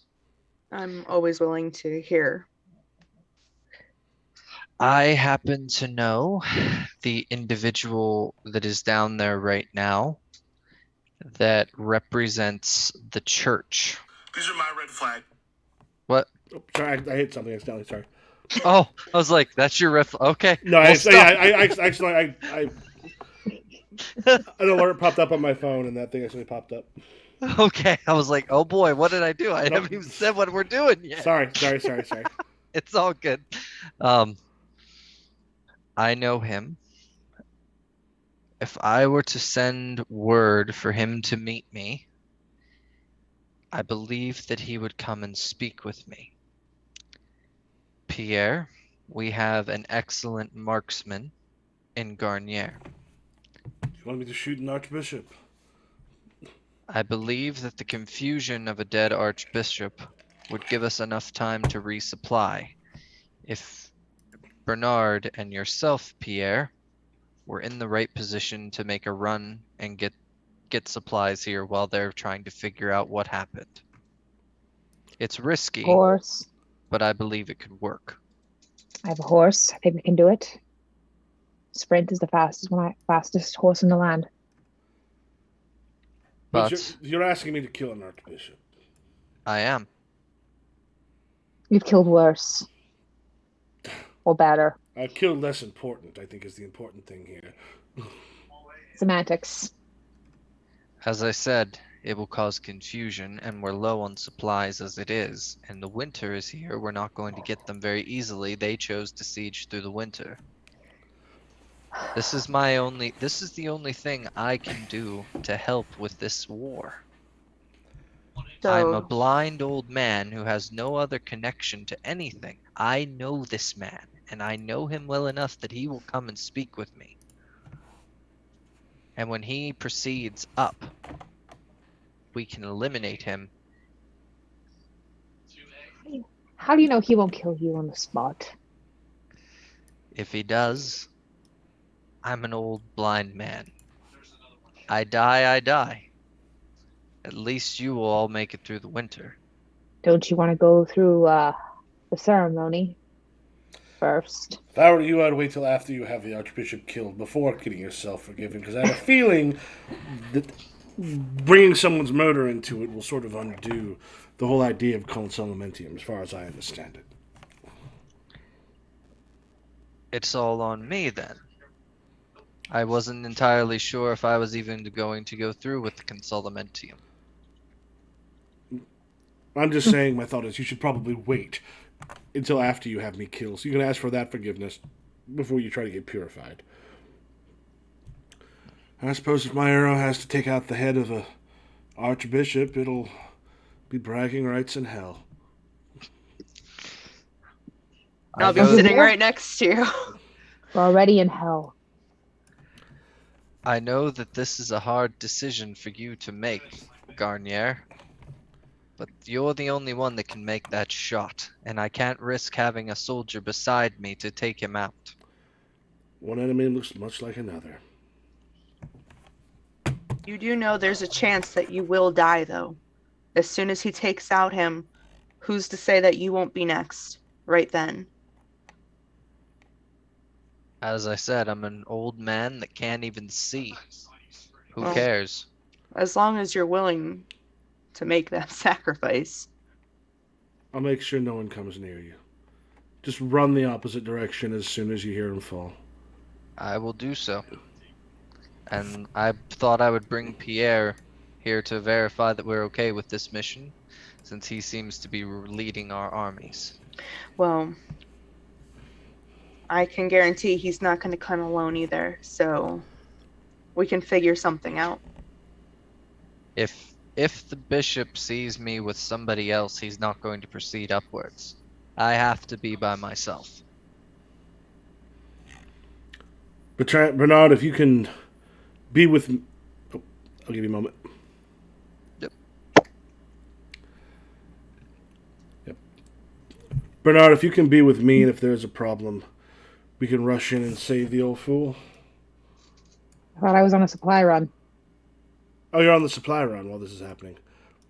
I thought this was the distraction that would cause the supply run. Yes. Maybe I'm losing the point of the Well, at least if you're ready to go on the supply run when the chaos happens, we'll have someone else nearby who can help make sure we bring him back in. I'll put arrows in anyone who comes near you. All right. Seems like a sturdy plan. Good enough. And I think it's best that we keep this between the four of us and not tell anyone, like your cousin, Pierre. My cousin. Yeah. Right you are. All right. All right. Is that what you meant by putting something tough on another character, Mike? Because that was the whole point of that, to give Garnier a pretty... Oh yeah, because like now he's killing Archbishop. If they know he did it, can he go back? That might be a Okay. damned if you do, damned if you did kind of thing. Okay, well, I thought it was pretty interesting with my story card. I'm like, Yeah, this is a good scene, and it brings a big... Since nobody put in a story card, if you want, or to take a scene card rather, to take over narration, tell us how the assassination goes. Did I take my card? Yes, I did. Oh, all right. I'm going to... it happens. It's still raining, even though it's winter. The rain has not stopped for 3 days. I got a message to the Archbishop. He did not come alone. He came with one other individual, a guard. Garnier has the arrow strike true, and right as he is about to execute my character, Garnier puts a bullet through a arrow through the guard's eye socket. I run, and the mission to gain supplies was successful, but at a loss. We lost a few more men than we anticipated. Okay. So I would say they sent like 20 people on the run. 5 of them came back, but we got the supplies we needed to get us through to January. Okay. Right. Did Pierre go on this run though too, like with his men? Yes. Okay. Pierre and Bernard went on the run specifically, and we lost a lot of men, but both of you came back. Right. So after this, can we use a scene card? Yeah, did you want to take control of the narration for this, or did you want to? Can you add a different character? Is my question. Oh yeah, if you want to throw in another character, yeah. So I'm trying to think of who would be like the most like upset out of characters to find out this all went down without, Oh hell yeah, absolutely. Let's see. Oh boy. Yeah. So do I have to pick one of my characters when I do that, or can I pick someone else's character to walk in? Or you can pick another character to walk in. All right, let's do. I want to use my scene card. Let me see, a hound.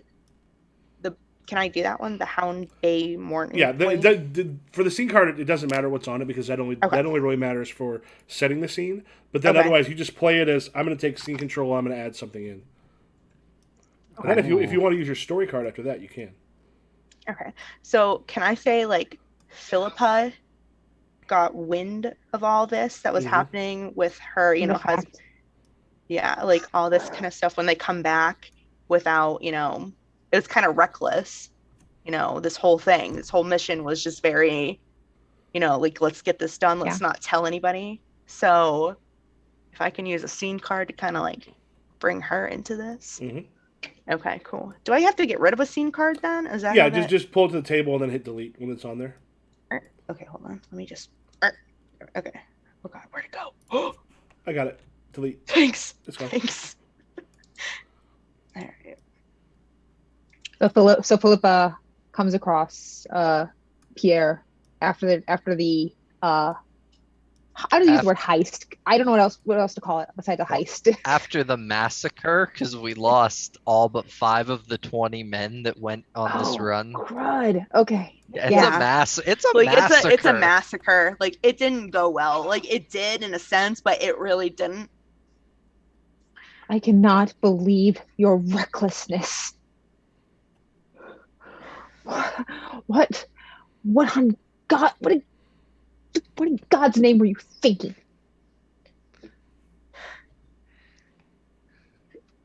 It may have not went the way that we wanted, and we lost a lot of good men. But for those, they sacrificed their lives for people to keep living. Who cares? Who cares about sacrificing life? We need to survive.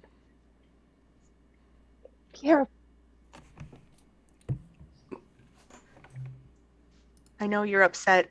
No, you don't know I'm upset. You don't know anything about me. You barely look at me.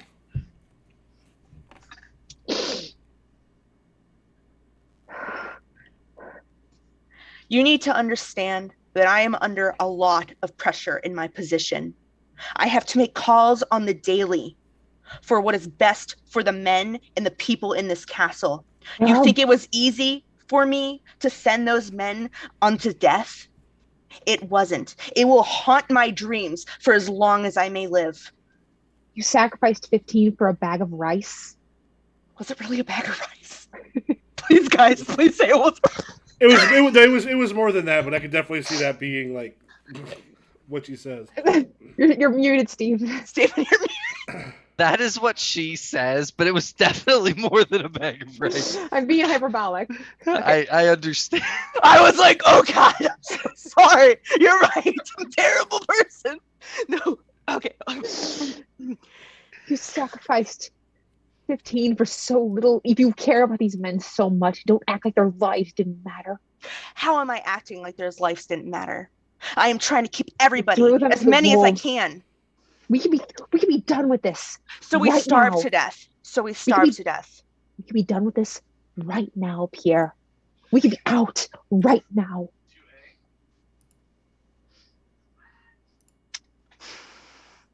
It'd be so easy. We run out. We find a way out. We approach. We repent. A coward's way. That's how my name will be remembered. A coward, my men. Is that what matters? Our legacy. To you? Your name. What good is a dead man's name? A coward's name. It's all the same thing. And I would rather live. I would rather you live too. I want you to live. I love you. I do not want to see anything happen to you. I'm doing the best a single man can. I need you to understand that. I need you as my wife to stand by my side. Your words do not fall on deaf ears. I'm not my mother. I know that's what you're hoping for, but I'm not. She played the mom card. Oh God, I'm in the doghouse. Feel it. Are we getting any of that there? I think a fun thing would be the scene I'm going to put forward is going to take place while this scene is happening. Okay. I already took the one, a woman's laughter. I'm going to go with Garnier and Arsène. Arsène is actually on her way to Pierre's room, or like the Pierre's office, for a little bit of nocturnal activities. When you hear this like yelling happening from inside there, and Garnier actually happens to be sort of smoking the pipe out on the wall. You hear the kind of yelling happening. He just sort of looks over and sees you and just goes, I don't think tonight's going to be a good night to be visiting Pierre.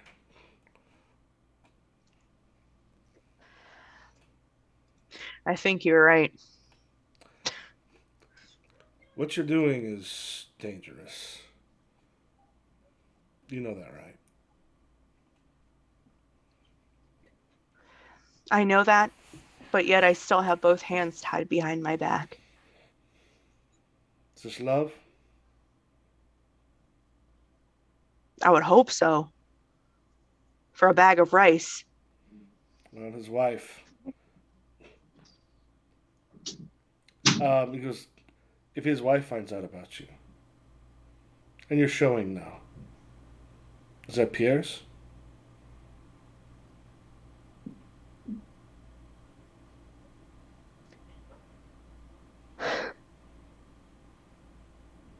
Maybe we should just leave it at that. Just kind of smiles. He goes, I keep plenty of secrets. I keep watch, so I happen to see some of the comings and goings of people. You're not the only people who are getting together outside of their marriage, however. In his position, with what's going on with his family, what are you planning on doing when all of this comes down? If I only knew. The days are blurring together.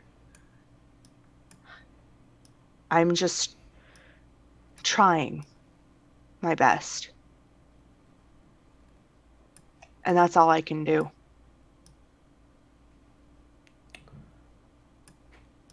So you haven't thought further? The end of all of this, when some of us manage to live and others almost eager to find their way into the fire. What do you think Pierre is going to do then?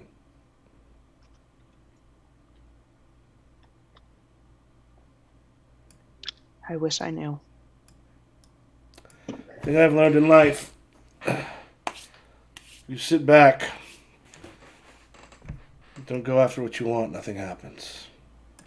He just kind of taps out some of the last of the it wouldn't, I would say pipe weed, but that makes me think weed, the tobacco in his pipe, and goes,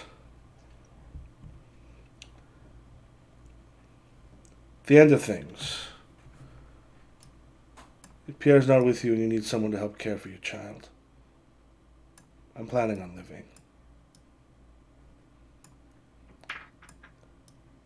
And then he walks into the night. Ooh. All right. That takes us through chapter 3. I'll grab another story card. One card. I don't think I grabbed a story card after that. Should I take one? You should have got one for your scene. So at this point, everyone should have. Wait, did I take the right one? Yeah. Everyone should have 2 story cards except for Steve. You should have 1. Okay, so I need to draw one. Hold on. Everyone else should also have 2 scene cards. I spent mine. I don't think, or no, I think Anna, you said you spent 1. I spent 1, but I didn't grab another story card. Okay, yeah. So basically, you and I should each have 1 scene card to take control, and everyone should have 2 story cards except for Steve, who should have 1. And then Sarah and Steve should both have 2 scene cards. Okay, so I need another story card. Okay, you just want to grab one of those. This seems like a good place to take like a 10-minute break. Sounds good. And then sounds good. Take a bio break, and we'll come back and we'll finish up the last couple acts. Ooh, Awesome. Nice. All right. nice. Cool.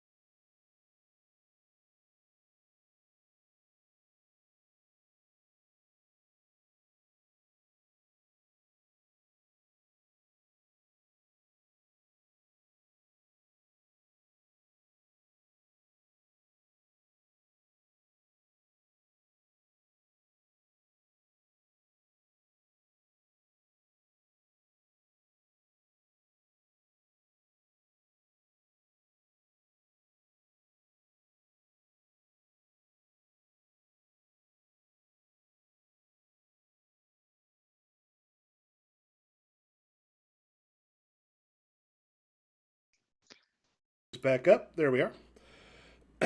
All right, we are back live, and we are now in Act 3, Decisive Battle, where all hopes are lost one by one. Now, this is January 1244.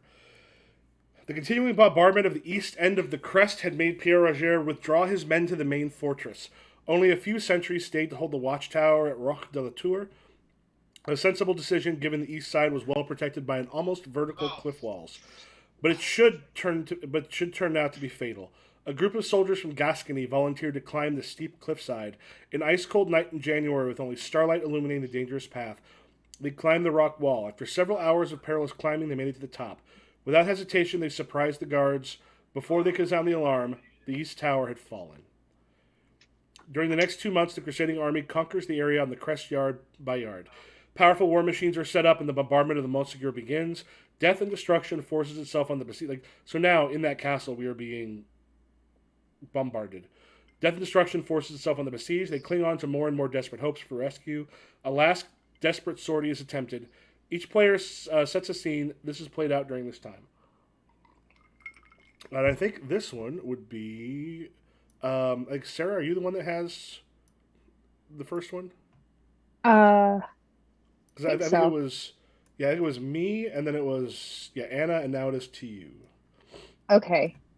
Let me choose Bird's Cry. I'll take Moonlight Reflecting on Snowy Mountain Slopes. And I'm going to do this between... I don't want to... I keep on doing Philippa, but she's so core to the plot. No, but the thing is, it's your main character, so concentrating on them is not a problem. For me, I'm going, okay, is it best for me to play my main character to focus on them, or do I want to focus on one of the other characters I can play a minor one?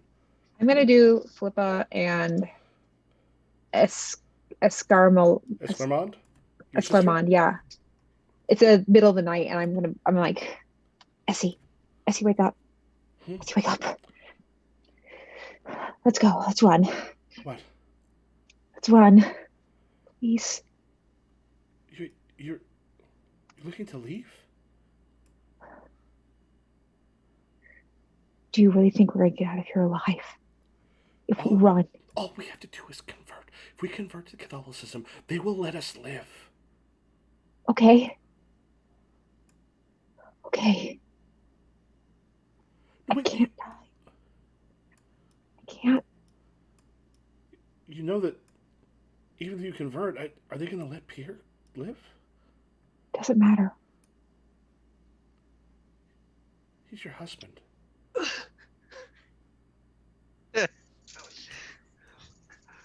I care more about my child than I do about him. You're pregnant? Yes. It's his? No. His eyes go completely wide. She's like, whose? For his sake, I'm not going to say. But let's go. Let's run. Let's repent. Let's leave.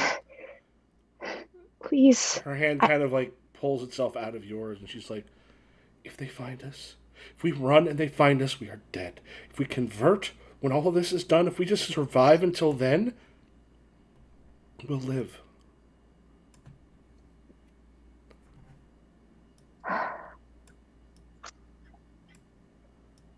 Promise me you won't leave without me. Promise me. I won't. Always. Please, promise. I won't leave without you. If this works out right, we can be free of all of this.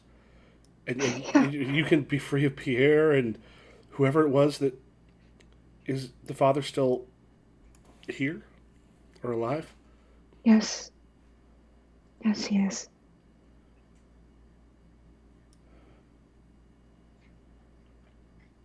Okay.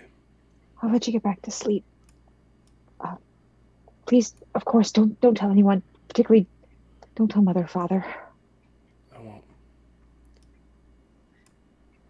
And she leaves. Okay. I have a question. Yep. Yeah. Now, are we allowed to play like a story card, like, or does it have to be like one of the scene cards? The thing is, if you want to play a scene card to take control, you can do that, and then you can play a story card. Do I have the right? Yeah, I played a scene card to take control. Okay.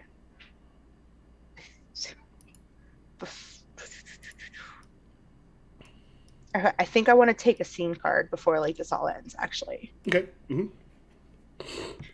And she was playing as Philippa, correct? Yeah, Philippa, right? and I was her sister Eslamar. Sister. Okay, so I want to play a scene card, Mm-hmm.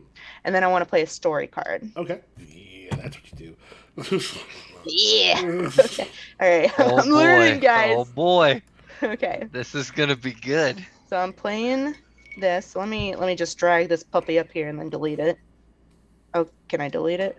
Literally just hit put over it and hit delete.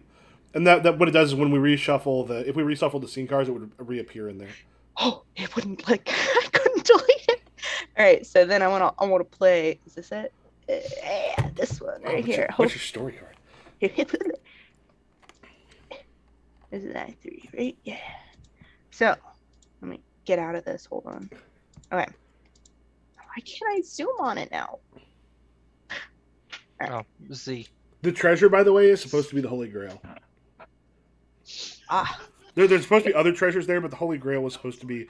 Now, whether it's here or not, there actually is a card in there. I don't know if you heard me telling Sarah when I first played it. I was Arsend, and I thought she was gonna like just repent and convert, so she's fine. But then someone had played a Templar Knight, and then I had the Holy Grail. So I'm like, what if she found the Holy Grail? So whether that's there or not, we don't know yet. But so yeah, if that's what the treasure. You have a card that says like the Act 4. Do you play it during Act 4? Or no, you should be able to play it. Let me double check that again. It should be played at any point. It just.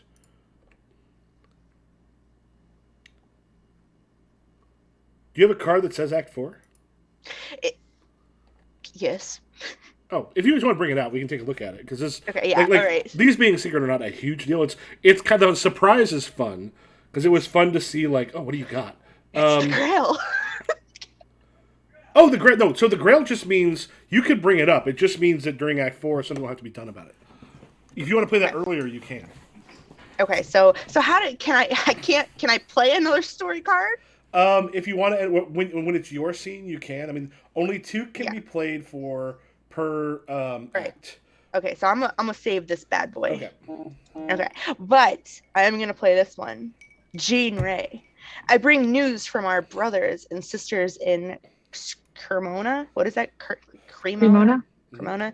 Jean Ray arrives with news from faithful in Cremona, Lombardy, Italy. Are there reinforcements arriving? Is it about the treasure? Why does he choose to stay in Montsegur? So I can make this whatever I want, right? Yeah. Did he pop into the scene we're having? I'm assuming, or yes, I want to play. Does Pierre come in because of it, or what? Because I'm looking for Philippa, because there was news brought that reinforcements were arriving. Okay. Yeah. So is this Pierre showing up, or yes? Oh yeah. Okay. So yeah, how much did he hear? Oh, that's up. You have control. That's up to you. I'm gonna take it. My character has no idea that she was pregnant. First off, and also she basically said that it wasn't his.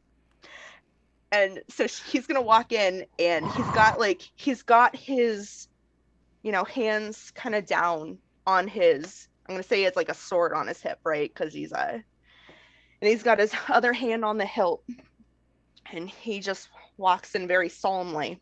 Like he's not mad, but he has kind of like an unreadable expression on his face. Okay. He looks her in the eye and just simply goes, "There's been news of reinforcements." And he looks just down at her belly area. And you can tell he's getting very uneasy because he definitely heard what the 2 women were talking about. And he very casually, he looks back up at her in the eyes and goes, "So, whose is it?" Doesn't matter. At this point, I'm not so sure.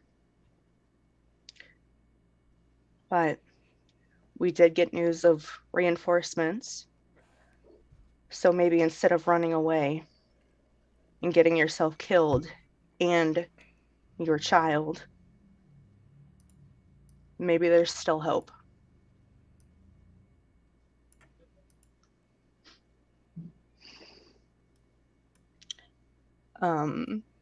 He's gonna turn around and face the doorway as, like he's about to leave, and he stands there for a moment and his hands kind of just drop to his sides and he goes, maybe it is time for a change. Maybe I haven't been the best husband.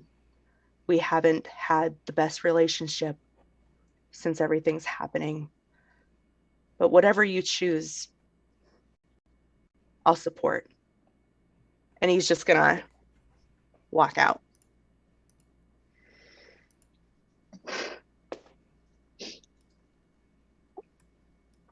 Oh. I am gonna play a scene. So does Philippa leave after that? Yeah. I'm gonna play a quick scene card. At which point, from the closet, a naked Garnier kind of like just steps out for a moment and just goes, "That was intense." Scene.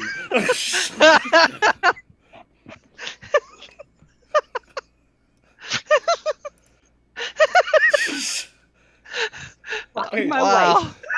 Garnier teleport? Garnier is scene card. This is the time. Remember, this is all taking place over a long period of time.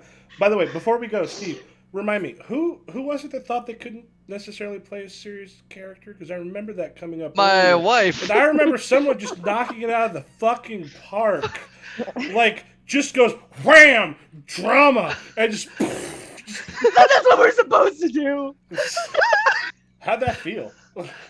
Oh. That was awesome. That was I'll tell you awesome. what.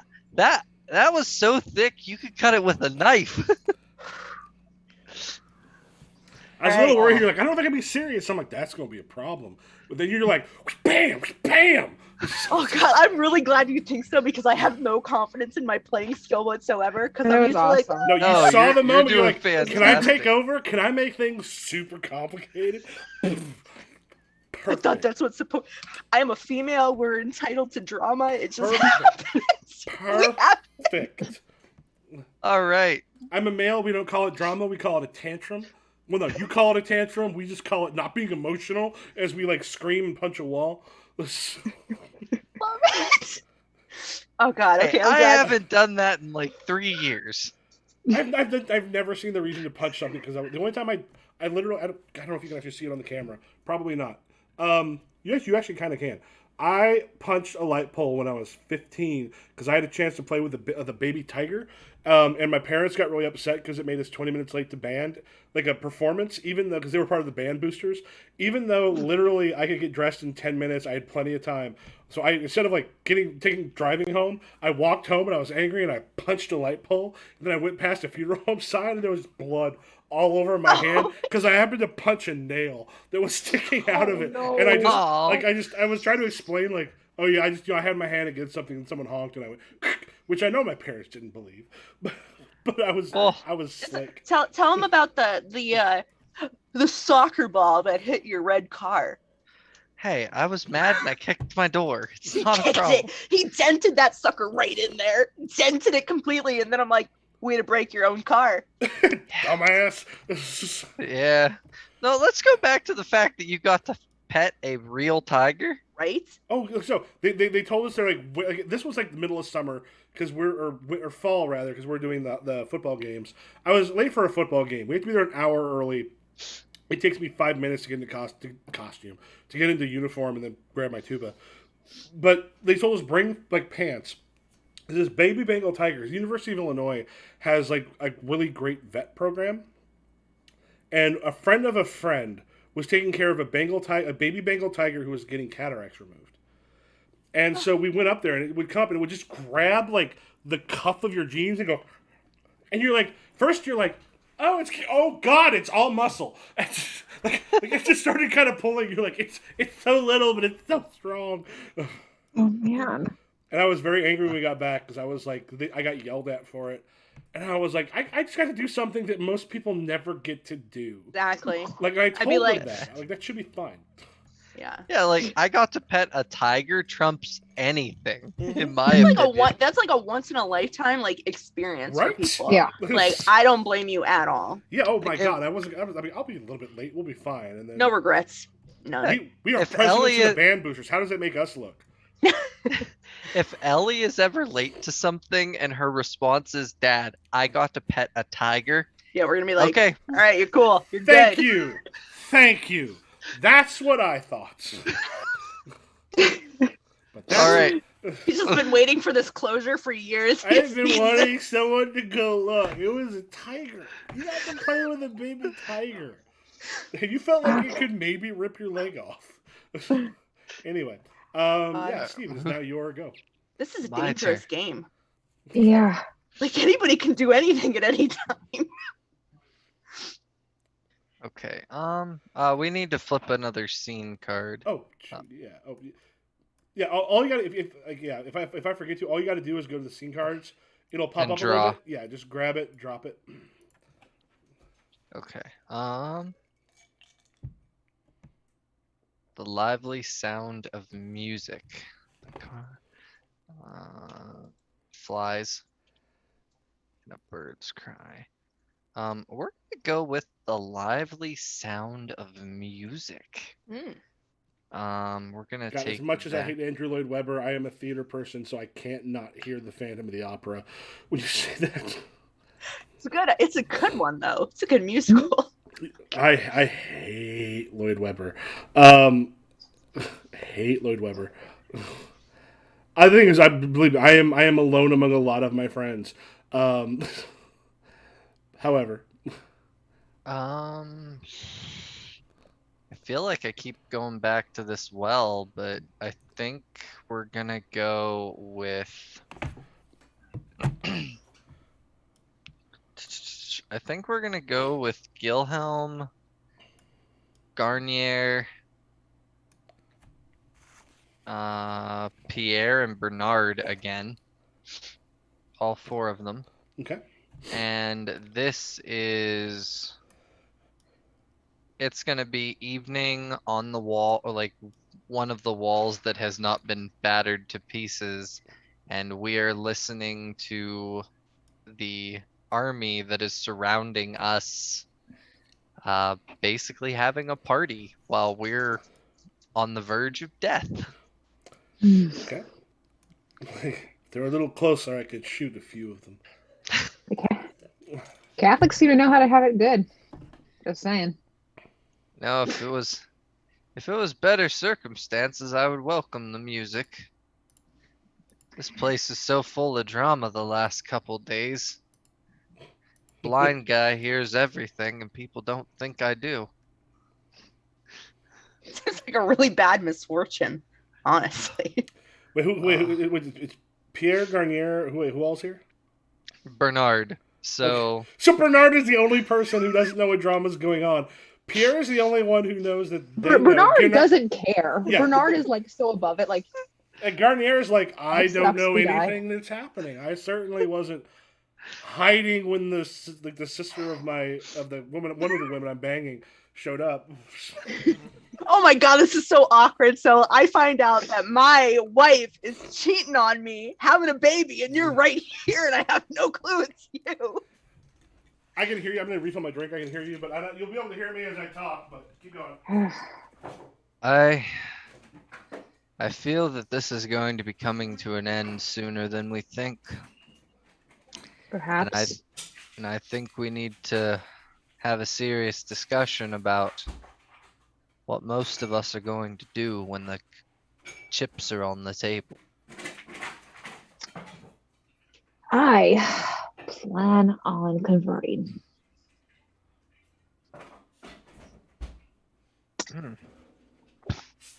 Fair assessment. What is faith? What is it? It is nothing. It is nothing. I learned that very, very early on in the Inquisition. Faith makes men do terrible things. Might as well go for the winning side. The slight problem, Bernard. What's that? You've been sentenced to death by the Inquisition. That is true. You better hope none of them recognize you. As for me, these are wonderful people, and I wish better for them. But my plan is to live. Aren't you lucky? Aren't you lucky? I did not piss off the Inquisition. However, I've now killed an archbishop, so if anyone happens to know that... I think they want your head more than mine. That's if they know what I did. I was a person in the darkness firing an arrow. Unlike you, I managed to do stuff from a distance. Yeah. Wait. Are you planning on trading me, Bernard? I'm going to play a story card right now. Which you can, because you have narrative control. Story card. Boom. The traitor. The carcass of an animal is discovered in the water reservoir. Is the traitor revealed? Why did he do it? For revenge? For gold? Was he threatened? Was his only wish to shorten the unbearable waiting? You can choose to let the traitor be one of your own characters, but I think right now it fits. So we're in Act 2. 3. No, we're in Act 3. 3, yeah. 3. So I am going to do that, and I want it to be... Oh, dear God. I want it to be Philippa, who discovered it. And actually... who discovered it? Okay, keep going. I was about to say, if it comes down to like a character possibly being killed, it can't happen without someone's consent. But yeah, I mean, who discovered it is one of those things that... No, I'm going to say she's the one... There was an animal carcass discovered. It hasn't gotten back to Pierre and Bernard and us yet. It was just found. But Philippa is the one who saw who did it. And it was Bernard. So Bernard is a traitor, and Philippa has figured it out. So Philippa is here. I'm playing against myself. Sarah, you're playing two characters. Argue yourself. So as Garnier says, are you gonna trait? What'd you say? Trait me? No. What? Whatever Mike said right before I dropped that card. You trade me. Yeah, basically, like, you're gonna trade me for trying to get your own Inquisition because I did kill an archbishop, and that is just so use you as a bargaining chip, basically. And that is the motive that Bernard has. If Bernard rats out who killed the archbishop, they'll forgive Bernard of his crimes. Oh, this is so good. The plot thickens. I was waiting for a perfect time to do this, and you guys walked me right into it. Okay, so is Philippa approaching him, or does she confront? Philip? Well, we're all together talking, and she just kind of shows up right as he's like, "Are you looking to trade me?" He would too. But by the way, I want to ask this because Garnier may take this out of other people's hands if you're okay with it. No character can be killed without your consent. Are you okay with Bernard dying? Yeah. Okay. That may be a thing. That may be a thing Garnier does. Fuck you, Bernard! Okay, so Philippa comes in. She went, and I look right at her and I go, "What do you mean? What do you mean?" Today, I saw him dump that deer carcass in the water. I look at Bernard. What the fuck you talking about? Deer carcass in the water would poison this entire place. Are you trying to do their job for us? You guys, it's a misunderstanding. You didn't see anything, dear. How is it a misunderstanding? I saw you. You're trying to kill us all. What are you doing? I'm not doing anything. You are seeing things. Questions here. Are you okay? Because you have narrative control right now because you've got the thing. You got the scene. Are you okay if Garnier ends? I'm not going to do it yet. It's soon, though. Are you okay with Garnier putting an arrow through Bernard's eye? Yes. Okay. We're gonna build up to that. Oh, yeah. Mm-hmm. I'm okay with that because I have a feel. Like I said, if she's cool with Bernard dying, he's dead in this scene. Unless someone else takes narrative control. Yeah. So Philippa actually takes steps toward Pierre, like almost like a protective force, like a united front. Keep your ass back. You are all insane. Fucking religious zealots are all insane. You put a animal into the. Don't act like you're not as bad as them. You have not seen war. You have not seen what they do to people. I have. Do you know what they took from me? Do you even know? Yes. That does not make an excuse to take from all of these people. They castrated me. Nope. Your anger should be at them, not at us. You try to poison our wells? I want to live as best I can with what time I have left. I look at Philippa. Yeah, go ahead. He's mad. I have a plan. Unlike all you lot, all you do is fight amongst yourselves and fuck like monsters. Bernard, do you know what I know about plans? Just sitting there, just arrow at you.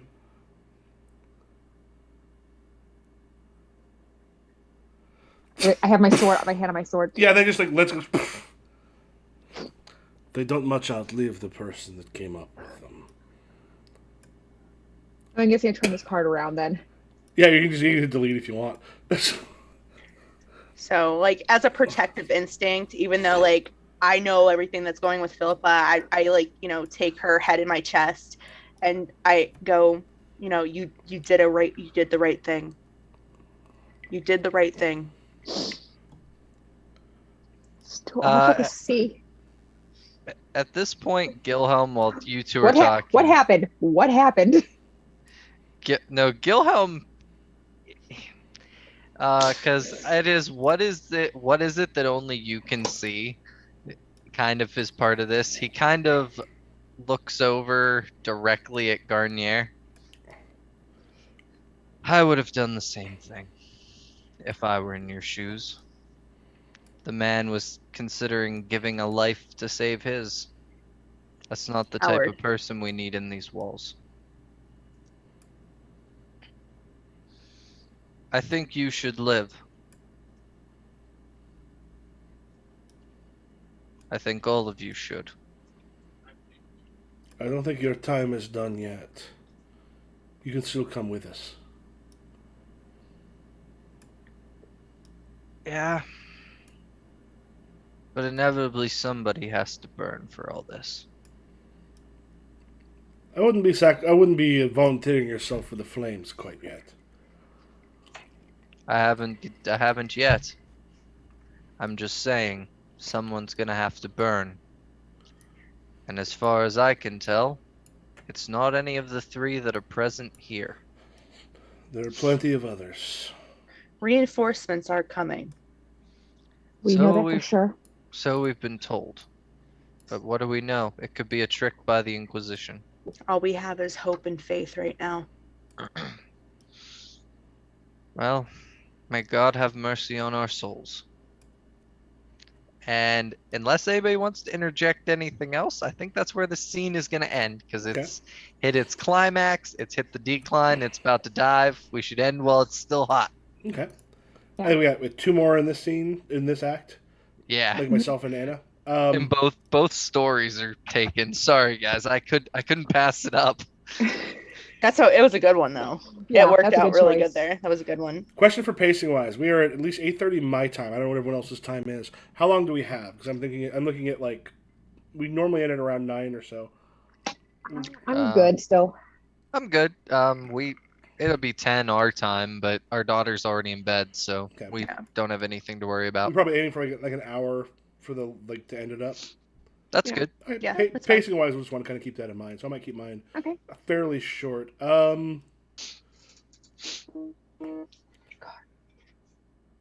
This may depend. Question for Philippa: Who is the husband of, or who's the father of your child? Etienne.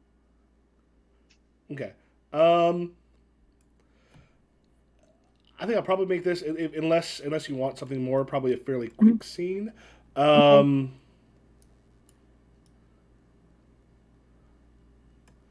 Pennants snapping in the breeze. So there's like the flag and such that are there as you're maybe on the wall because of the awkwardness between yourself and your husband. You see Etienne leave Arsene's quarters. Mm-hmm. Like she's his sister, correct? Oh shit! Never mind. No, you see him leave. Oh god damn it! Yeah, it's brother of Arsene. India. Yeah, that would not make sense. We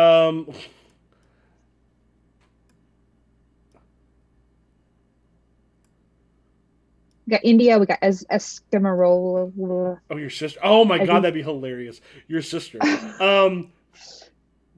Yeah, the thing is, if someone else needs to play one of those characters, if we get to another scene, we can do that. Mm-hmm. You see Etienne leave your sister's room one night, quite late, while you're sort of on the wall one evening after sort of a fight.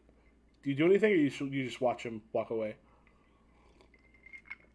Etienne? He kind of looks and his eyes go wide. Oh, Philippa. You're out late. Bringing comfort to those who are having difficulties at this time. Comfort. You should bring comfort to me. That is not what happened between myself and Esclarmonde. She's afraid. You don't have to lie to me. When you took the right, I knew that nothing more could happen. And it's fine.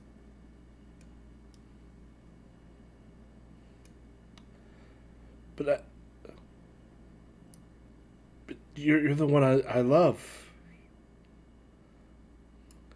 And it does not sound like a confident. Like a maybe. Like, Can I get out of this if I say that? I'm with child. And he just like blanches. He goes, "Your husband's?" Of course not. He's too busy with our son. Someone else's? Sorry. Well, Bernard definitely couldn't. There's only been you. He just kind of like, just like, kind of collapses on like on the side. He's like, "Oh God, oh God."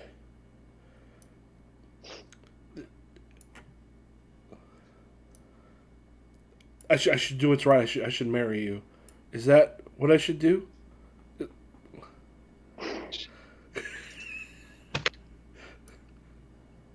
what?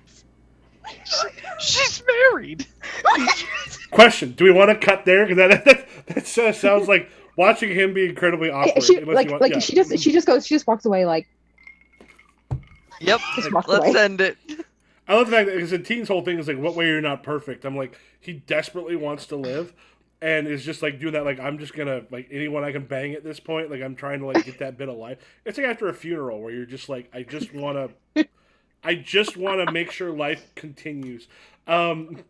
Yeah. So he's just like, is that the right thing to do? And because it tends to kind of like what an idiot in a bad situation. Wow, and he's a perfect. Yes, not a great one. He's not. Yeah, good perfect. He's definitely a fallen one. Nobody else knows. Well, other people know that. Plenty of people know that, but everybody that he slept with knows that. The people he slept with knows he is. Or not. All right. I think that takes us to. Anna, are you the last one of this scene? I think so. Mm-hmm. Okay. I don't even know what I'm going to do to follow up any of this. Okay. I'm gonna pee real quick. Give me just a second. I can decide which one to do. Oh, that's good. You take your time. I gotta figure out my life, my life choices right now. This went very Game of Thrones, very fast. It did. It was like Pierre is like, what is it? Robert is like Robert. So I'm really debating on having a scene with myself because I didn't realize that I'm screwing the same girl that I. Oh, I think Michael said that if you're in the same scene as yourself, you get someone else to play the character. I think he said that. I'll have Steven play the girl. What? Excuse me? I refuse. No, you can't refuse me. I refuse. Yes. All right. It's happening. You're gonna play this chick. Arsend. Yeah, you're gonna. Okay, Harlot. The harlot. Oh, this is good. Oh, yes. Oh yeah, and it's gonna be perfect because I'm gonna use the tar on salty tears on a cheek. Use that natural chemistry. Oh, Steven, here comes all my grievances. Oh God. Oh, Michael, This is gonna be. Does this light in here work? Oh yeah. You are dramatically lit like a motherfucker. It's Am I good? Great. Oh my god. Is it- Yeah, you aren't like the rest of us are like, hey, it's just a normal setting. You were like, Is that better? things are dramatic. Yeah, you are. That takes away the drama a little bit. Okay. There we go. So, Michael, just to clarify, if you're in a scene with yourself, someone else plays the opposite character, correct? Oh yeah, we've definitely done that before. Mm-hmm. Great. Oh God. This would be awesome. I have to play Arsend. I'm gonna lick all your salty tears. My morning coffee. Okay. All right. Okay. So I'm going to take the salty tears on a cheek. Okay. All right. Oh, I didn't take a story card. Hold on. Good. Now, Steven, it's not all about you. Get ready, little 15-year-old girl. Well, no, she's not 15. It says who took you by force when you were 15. Oh well. Ooh, I hope it wasn't me. That's not. Yeah. I say the one thing is I mean, my thing is if other people are okay with it, I'm okay. But my general thing is I just keep.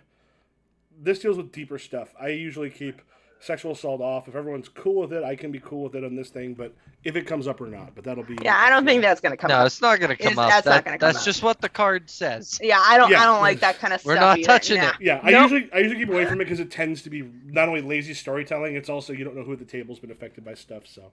Yeah. Okay.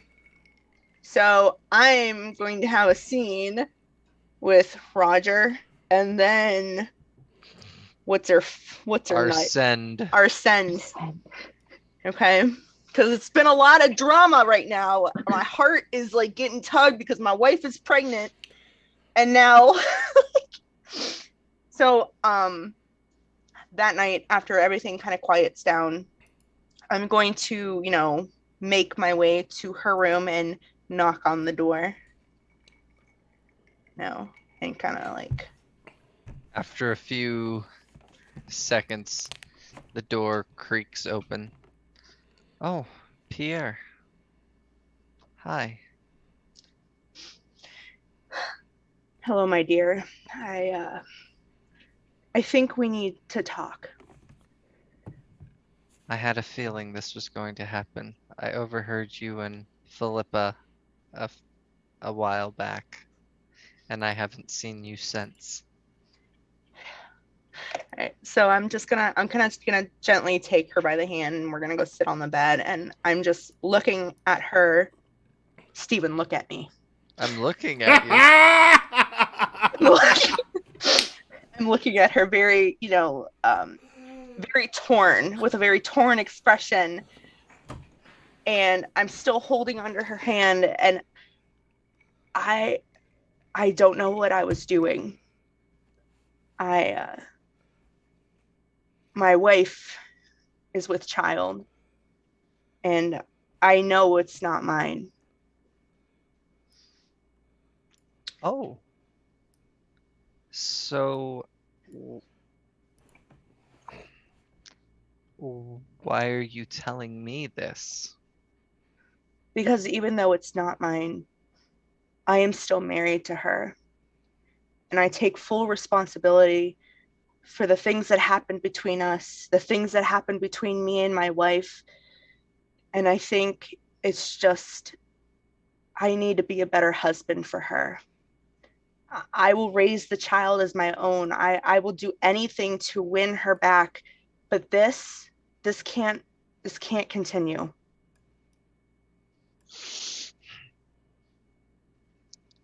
You know, there's a good chance that none of us will actually make it out of this. And I think that's the reason why I'm starting to look at my life in a broader aspect. I've made poor choices. I've disappointed people. I've led men to their death. I've done horrible things, and there is no saving my soul, but I can still save my wife's and my unborn baby's life. I just need you to understand that. I know what we had, and I just cannot continue. Arsend just starts crying and just points to the door. Tears. He looks at her, just solemnly very nods and stands up and walks to the door, puts his hand on the door frame, and I wish you well. I will do everything that I can for my people. I'm sorry. And he proceeds to leave her room. And she continues to cry. All right. Grab a story card. All right. That takes us to Act 4, Surrender. Where the Cathars acknowledge a defeat and prepare to meet their destiny, 2nd of March, 1244. It was clear that Montsegur would fall. Pierre Roger took the heavy path down the mountain to negotiate with the enemy. Nobody had any interest in prolonging the siege unnecessarily. The only thing left to do was agree on the terms of surrender. Pierre Roger was received with kindness. He returned with easy terms. A 14-day truce during which nobody could leave Montsegur, after which full amnesty would be offered to all who renounced their heretic beliefs. Hostages were exchanged on both sides to guarantee the treaty. Philippa. For one of the supporting characters, you get to choose a hostage. I'm going to say Faye. All right, I'm going to move Faye here. I'm going to flip her over. During the truce, the Perfes perform a ceremony. A dozen believers receive consolamentum and thereby choose to follow the Perfes into death. Those who have chosen death take leave with friends and family and give away their earthly belongings. The vanquished prepare to meet their destiny. At this point, each player sets a scene that is played out during the truce. We no longer draw story cards. This is the last chance we have to use story cards. Steve, this is your start. Okay.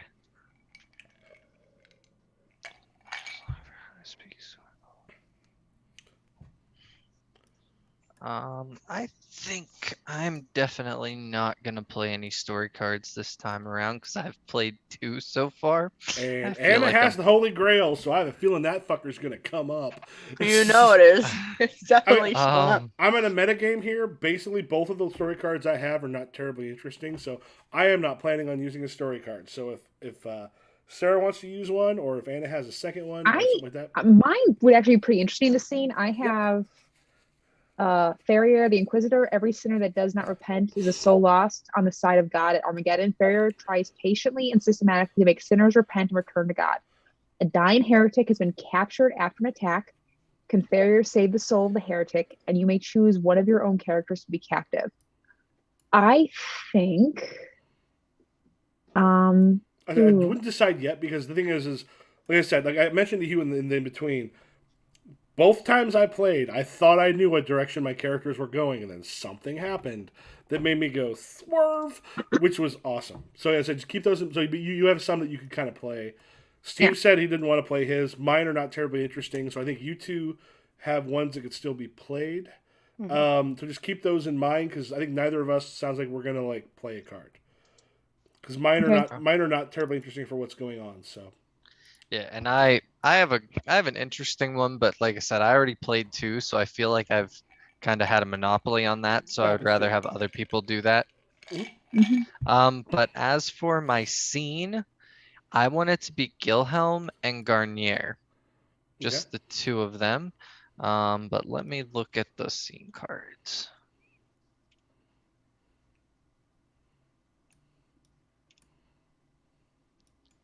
So this is during the surrender or after people have started deciding what they're going to do. Okay. This is the 2 weeks between. Okay. I think I want to do dark blood flowing in a gentle stream. Damn, son. We're gonna take that card. And it is gonna be Gilhelm and Garnier. Gilhelm is outside at the same stream where Garnier and Gilhelm had their first interaction that you set up, Mike. Mm-hmm. So where they kind of were... it's just a little thing. It's Michael, not Mike. Oh, Michael. Okay, sorry. My dad is Mike. So every time I hear Mike, my thing is to ignore it because it's Michael, Mike, or my uncle Mike. Okay, Michael. I've called you Mike the whole time. I'm sorry. No, it's fine. It's fine. Michael. You got him, Steven. You got him. He broke down. He's like, bro, stop calling me Mike. No, it's fine. I was just like, I'll correct because I don't think you said my name tonight. So okay. Michael. I don't think you have either. Because we're not Lucifer, where they say each other's name or relationship every 5 seconds. Brother. So yeah, the scene you set up at the beginning between the 2, except this time Gilhelm is there, and you said there's more than just our characters at this place, right? Oh yeah. Okay. Gilhelm is sitting in front of a person who has taken their own life. And that is the steady stream of blood that they're seeing. Okay. Garnier kind of looks down and goes, Catholics had killed him, it would have been suicide. Probably would have been better for them as opposed to heaven, but I can't fault anyone for wanting to escape the burn. Well, we have 2 weeks to decide on what we're going to do. I've said before, you remind me of myself when I was your age. I've lived a long, meaningful life. I've fought in wars. I've loved many women. But I think my time is over. And if somebody needs to burn, I would prefer it not be you. I have the same ability to convert that you do, Gilhelm. There's no reason for you to burn. There are more women to love, and I definitely am trying to make my count further. Yours is not yet done.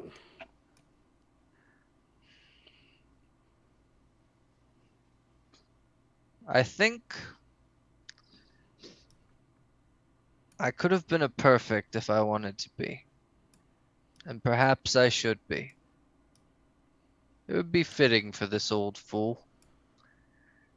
I fought with the crusade, and now I die by it. That would be a story to tell. Or if you would come with me, we can escape to the countryside after we are converting, and then tell people you're my father, and we could go and we could find all of the women who are looking for someone better than their husbands, and we can give them a time they could not imagine. This doesn't have to end here. You know, if I ever had a kid, I would want him to be just like you. I'll think about it. I think that's where we'll end it. Sounds good. Can I play a scene card, or am I not? Oh, absolutely. Yeah. Mm-hmm. Absolutely. Enter Jocelyn, the troubadour. He's been around playing music this entire time, and he walks in like, may I entertain you? Not a lot of call for entertaining recently. Well, may I sit with you then? Do you have some wine? I've been telling the children the story of Ogier. Ogier? It's a story of a man fighting a giant. Outside of the Bible, as far as I'm aware, most men who fight giants end up splatted. Well, Ogier's fate ends up about the same, but I'm trying to make it a happy ending for the children. Well, David won. Yeah, Goliath wasn't 9 feet tall, though, was he? No, he was not. I overheard you two trying to escape, and would it be presumptuous of me to tag along? We probably got some room. Are you coming with? I mean, music's always welcoming to a blind man's ears. My father used to tell me. Your father was blind? Well, my mother says he was at one point.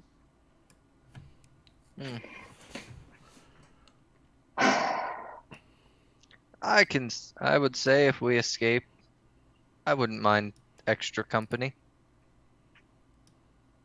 Are you alright with that, Archer? Don't want to interfere with your party. Anything's possible. Besides, we can always just convert or escape. Either way, we know some ways out. I don't like Catholic music. It's too dour. Make me play songs about psalms. The only interesting thing they have is the Song of Solomon. Have you read that? That is incredible. That is some wild stuff. Not a big reader. Can you read? Because I can teach you if you like. Not big on being taught how to read either. Envious of your ability to read.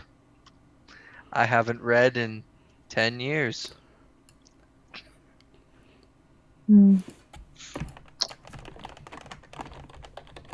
I think we can end the scene right there.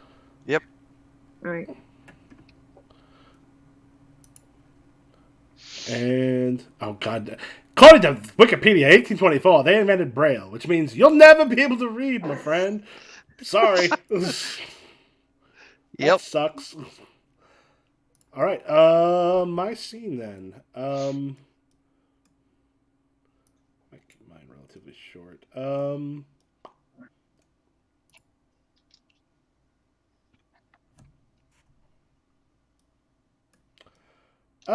gonna go with Torches in the Night. I'll go ahead and take that. It's gonna be Garnier and Arsène. Pops towards her room and goes, "You planning on converting or burning?" She's obviously super upset, beknownst to reasons. And she looks at him and goes, "I think converting is the only way." What if I told you there was another? How could there be another? They're surrounding us and playing music every night like they've already won. Holds up sort of a torch, just... What if I knew a path? A path? A way out. For all of us? Can't take all of us. A small group.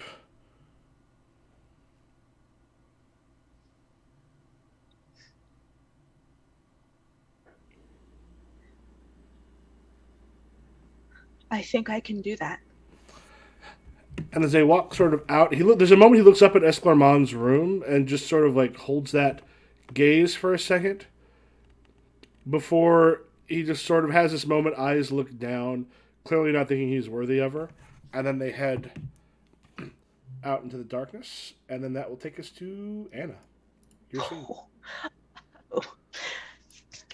So I can play a story card, right? Oh, yeah. All right. So oh boy. All right, so here it comes, my people. Oh. I'm gonna whip out that Holy Grail. the Holy Grail card. Hold on, just I'm a little too far zoomed. I gotta get my stuff together. Okay, so I'm gonna play the Holy Grail, and this is gonna be a scene between, obviously, Philippa and Roger.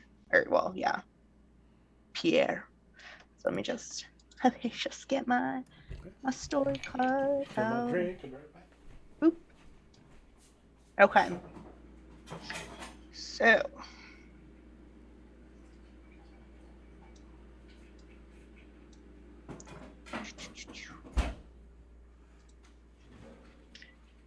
I'll wait for him.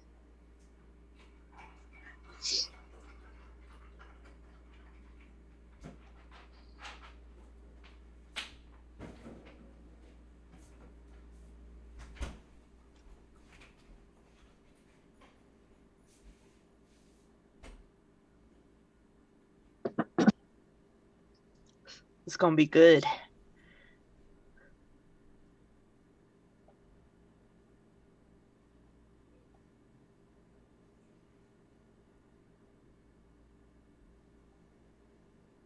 Oh boy. I am nervous. I should be nervous, shouldn't I? I mean, like, leave that up to you. It's I'm excited. You know, I got a little God. redemption. You know. Oh my God.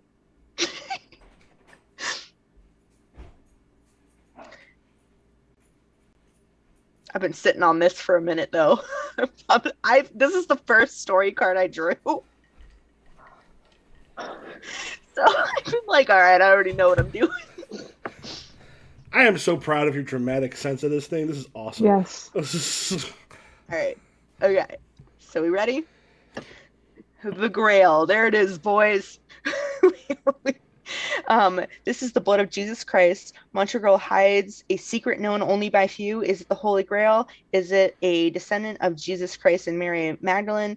During the truce in Act 4, it must be relocated, but if it is discovered somebody has left Montsegur, the truce is canceled and the hostages will die. Okay, but my character, you know, he doesn't care about the hostages at this point. He goes and finds his wife, and he takes her by both hands, and he goes, I know that what we once had might be over, but I need you to look at me, and I need you to hear my words one last time. I heard everything that went on in that room with your sister. I know that you want to be done with this place, to be gone, for everything that your mother has put you through, who everybody has put you through this. Let this be my final act as your husband, to show you that you are everything to me. Now, does he have the Holy Grail? You have narrative control of the scene. Well, then guess what? I got it.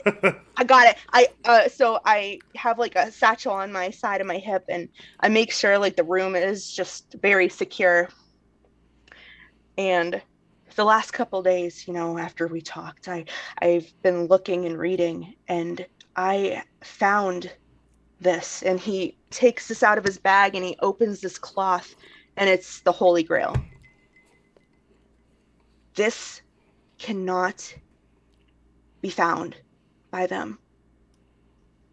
I need you to take this and get out of here with your baby. This is your chance. This could save so many more. Why are you giving it to me? If they find it, we're all dead. Why are you giving it to me? Because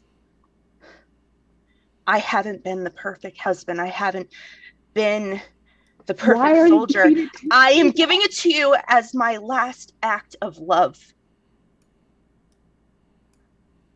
I need you to take this. Please, if it's not for me, let it be for your baby, for our baby.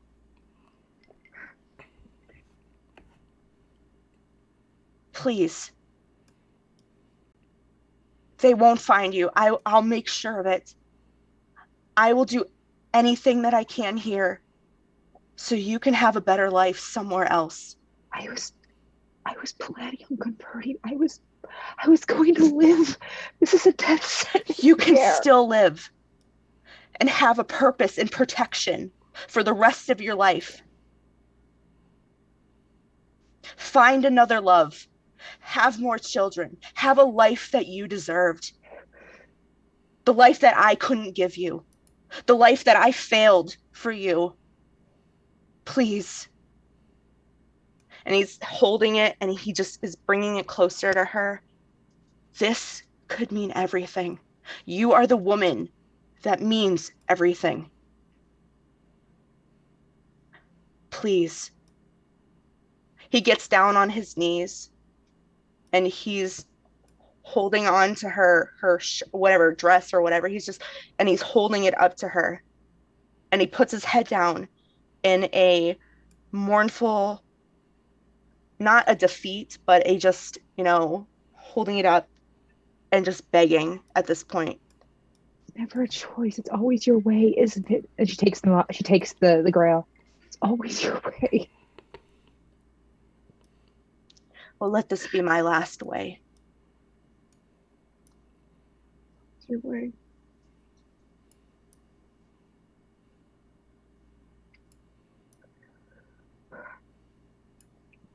All right, I'm gonna spend a scene card for this.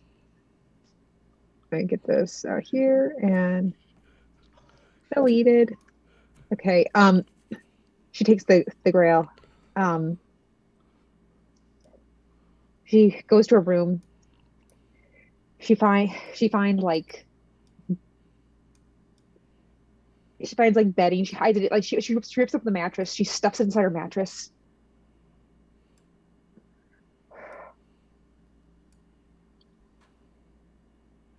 I don't.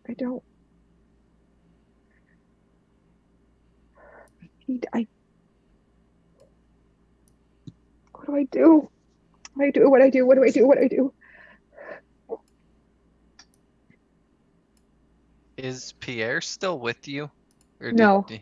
That's I'm after in my own chamber.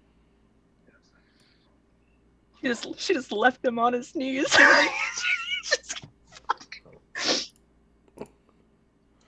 I need to find Etienne. I need to find him.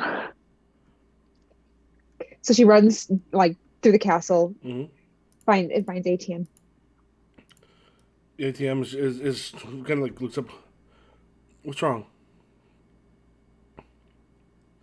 How would I get out? Escape? We can convert, or I mean, when they ask you if you... Do you plan on converting? I want to live. I'm not ready to die.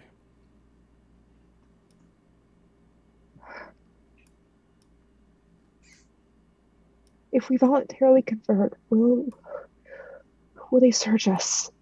No. There's too many of us. Many people here will convert. It'll be... Let's do it then. Let's do it. Let's convert. Let's run away. Together? We can go to Germany. You kind of takes your hand and goes, but your husband. Doesn't matter. Let's go. Let's run, please. We will. We'll convert when they ask us, and then we'll have a life. Okay. All right, end scene. All right. I haven't used a character, a scene card yet. Mm-hmm. I think I'm gonna use one here. Oh my god. How do I get this thing out of here? Literally just grab it and drag. So I'm gonna use a scene card. I guess I just delete it. It's right there.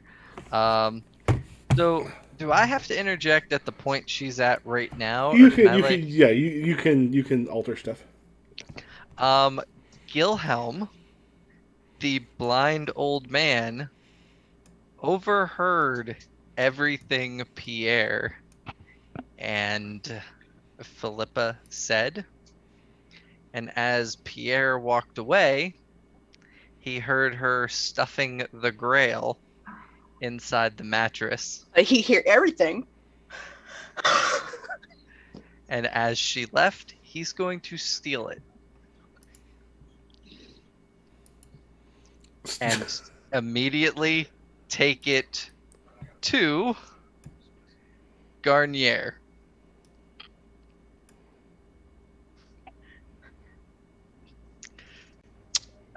He pulls Garnier into like a broom closet or something and just holds it out to him. He just looks at it and goes, "Do you have a cup?" No. This is the Holy Grail.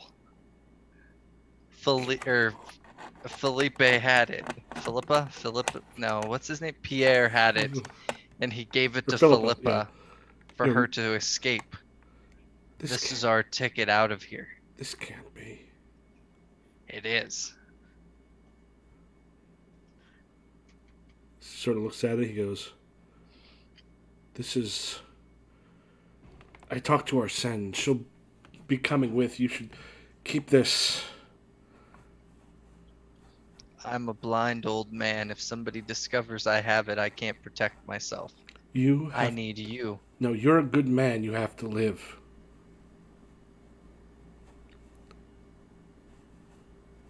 You deserve to live. A life past the Crusades, past all of this. The only good thing in my life I've done is making sure that you and Arsene, we're going to get out of here. I think we're going to cut it there. Okay, this is so funny because I have narrative control of the next thing. My original thought was Garnier was going to end up burning to allow you two to escape, and then you throw this shit at me, so now he can't. I was like, oh, it's going to be a great, beautiful thing where he puts him in a position where Garnier and Arsene get to escape because he's going to stay behind and make up for it. But no, you're like, you're going to live, so fine. Perfect. Okay. God damn. This is what you meant by when you said it doesn't work the way you think. Oh, it's true. I was like, totally. It'll be emotionally powerful. Like, you have to live. Fuck. Right? That's what I was trying to. But she don't want me at all. She's like, nope. Epilogue. Burning for your beliefs. Was that everybody?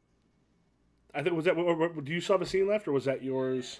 I think I did. Everybody start. Was that Sarah's scene before? I took control. I took control of Anna's scene. Yeah. So we have a couple ways to look at it. We can either almost look at it like we've done. Are we good for the epilogue, or do people want to do things beforehand? Because it almost feels like we've done scene. Yeah, because you started, Michael. I had Anna went, and then hard to spend. Sarah stole, and then I stole. So I think we still had means two. We've got Sarah and Steve scenes ago. If you want to play your story card, now's the time, Sarah. Okay.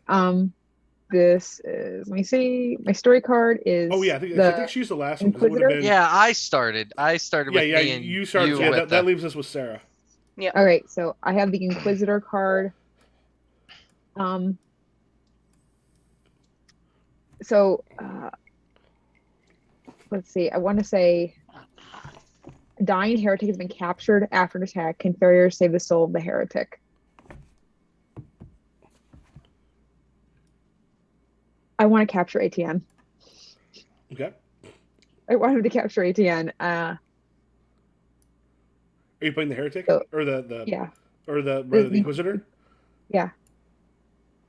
Okay, ATM's just bigly dragged before you, I guess. Hello there. How are you today? Just kill me if you're gonna kill me. No, that's not what I am here for. I am here to help you. We are here to bring you back into the flock.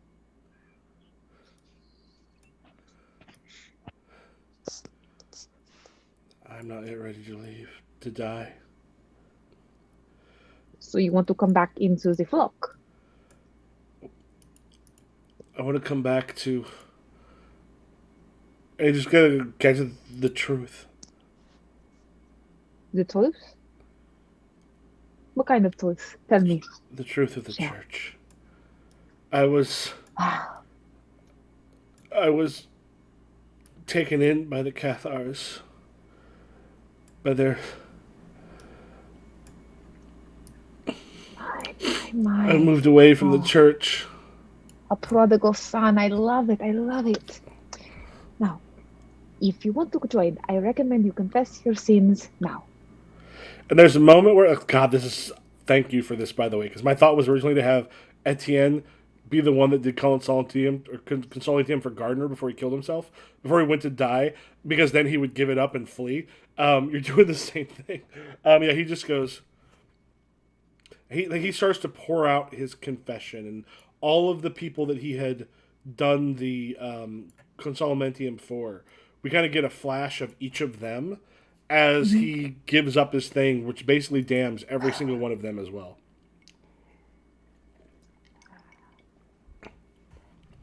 I'm glad to hear it. Good for you. Very good for you. Now, feel free to go. Unless there's anything more. Oh. There's a woman that I was the mother of my child. Could you come with me? She'll also tell them. She'll convert. Are you sure for that? Can we cut there? Yeah. Okay. All right. Final act. Oh, God. Epilogue. Burning for your beliefs. Where the believers burned to the stake. 16th of March, 1244. At first dawn, the gates of Montsegur open. The Crusader army is gathered and looks at the long line of people who slowly move down the mountain. Young, old, children, adults, men and women. A big fire has been built during the night at the foot of the mountain, ready to be ignited. Next to the fire, 2 inquisitors are sitting, ready to write down the accounts of survivors and take their confessions. Again and again the question sounds, do you renounce your heretic beliefs, and do you wish to receive the forgiveness of the merciful Father? At this point, each person in turn tells an epilogue for his or her main character. The epilogue must reveal the fate of the character, to burn at the stake, to repent before the Inquisition, or to escape into the night. At least one main character must burn at the stake. At most, one main character can escape into the night. Players no longer draw scene cards, and players cannot play scene cards to take over the epilogue of another player. Garnier looks back at, like, he and Arsène are far from Montsegur itself as they look back at the pyre. At this point, the fire is raised, there are bodies on it. The two of them are sort of near a forest. They stop, they look back. He kind of holds his head down and puts his hand to his heart to say goodbye to Gilhelm, and the two of them disappear into the forest. Yeah, he has the Grail, correct? Mm-hmm. That's right. He is leaving with the Grail. I really thought he was going to do the noble thing and sacrifice himself and die, but you gave him the Grail, and that's what happens. All right, Anna. So I can choose what happens then? So I've taken the escaping in the night. One person has to burn for their beliefs. Everyone else can choose to either burn or convert. Perry is he has lost his property during the Crusades. He has lost his wife and now his little mistress, but they're gone. Like, he literally has nothing, and he refuses to let them win, in a sense. And since he has nothing else, he decides that he's going to burn at the stake. And he is going to, mutter the last words that his father even said, which were, well, at least I knew I'm going out in a blaze of glory. Literally. And he just burns at the stake. Yep. All right, Sarah. Before she leaves, Philippa returns to her room, looks in her mattress, and finds the Grail is gone, and she sees it as the last blessing she will ever get. Like it's an act of God that it disappeared. She really did think it was a death sentence because she really did feel that it would be discovered, it would be a death sentence, and it would be the end of her. So she exits, she confesses, and she basically runs right into Etienne's arms. Etienne, who is standing with a group of inquisitors, is like, they told us we could go. They told us we could escape. She just holds him. She just, thank you. Thank you, thank you, thank you, thank you, thank you. And that's her story. And Gilhelm. Gilhelm, blind as he is, knows where the fire is. They ask him, will you convert or will you burn? Without saying a word, he walks towards the fire to where he's at the edge of it, turns.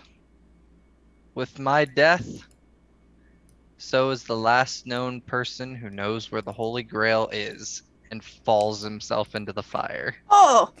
Wait! Oh, no! Oh, that was a big, like, screw you guys! If in his head he's thinking my death means no one will ever find it. Fuck That's you, good. Crusade. That's So good. brilliant. It's Good. so brilliant. That was good. And was good. pulling back from the castle of Montsegur, fades out, credits roll, end of story. Incredible. That was good. All right, So goddamn, good. y'all. I love that I fucked Garnier over. I was like, he's gonna have such a noble ending. It's gonna be like, no, I'm gonna let them survive. And because I'm like, I'm the first one to do the epilogue. I can make you change your mind. You're like, fuck you, buddy. Here's the Holy Grail. I'm like, fuck. Okay, he gets to escape. Well, the way I thought it was Gilhelm, because the question that is asked about Gilhelm is why are you so fond of Garnier? It's because he sees him as a young him. Garnier is him. Like when he looks at, or when he perceives him, he perceives him as a young, when he was young.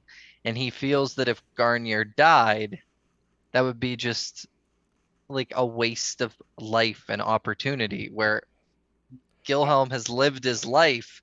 What's the matter? What's it matter if he burns? For Garnier, I saw his "What does the faith mean to you?" means the faith is who he would be if he was a better person. Okay. So he would like almost get that ability to, like, listen, I have fucked far too many people I should not have fucked. I can at least get Arsene out of here, and you. Like, the best thing in my life would be making sure the two of you survive. Because if they know I've killed the Archbishop, I'm dead. So my best choice is to either just go, fuck it, I'm going to go into the flames and not take that chance and see you guys survive. That was as I was originally looking at it. Sorry. Oh, no, that's great. That's great. I was just like, well, it's going to be so beautifully tragic. Honestly, I picked Etienne as the father of her child because like I could do Bernard, but it's like I don't want my own character to be it. But I love the line of why aren't you not perfect? I'm like, well, he's fucking everybody. Yeah, when you hear that moment, I remember looking and going, I don't want to be my main character, but like there's lots of reasons he's not perfect. We'll maybe find something. You're like, yeah, when you literally said that, I was like, yep, that's why he's not a perfect. That's also why he has an opportunity, since he converts everyone who he did call Consummentium for, got damned. Which I was hoping to do for my character. But you did this beautiful like switch. That was great. So I feel like Pierre got the shittiest end of the stick. It was just okay. So like, I mean, like, listen. The the guy lost everything. Nothing. He lost everything. He tried to like redeem his relationship with his wife. That didn't fucking work. And then he was like, "All right, well, maybe I can." You know, he started out as Jamie Lannister, and he kind of ended as Jamie Lannister as well. Yeah, exactly. Yeah. So, I mean, like, but the thing is, like, he lost everything. He didn't have anything last. Like, why do your men obey you? Because, you know, he's trying to do everything that he can. It's just not working out in these circumstances. Like, like the cause you fight for. Are you fighting for your people, but your people don't want you? So what do you do? And so Anna would be like, I don't know if I can play serious. I was like, oh fuck, that'll be a problem. And then you hit the home runs wham, boom, over and over again. And just like Sarah had the scene with you, you both rose to it. I'm like, I'll let you see what happens. Then you're like, can I play a card? I'm like, ooh, what's she gonna do? She's like, drama. It's like, yeah. I don't normally play serious characters, so I was worried. Like, I was like, oh, well, you Steven, killed it. You killed it.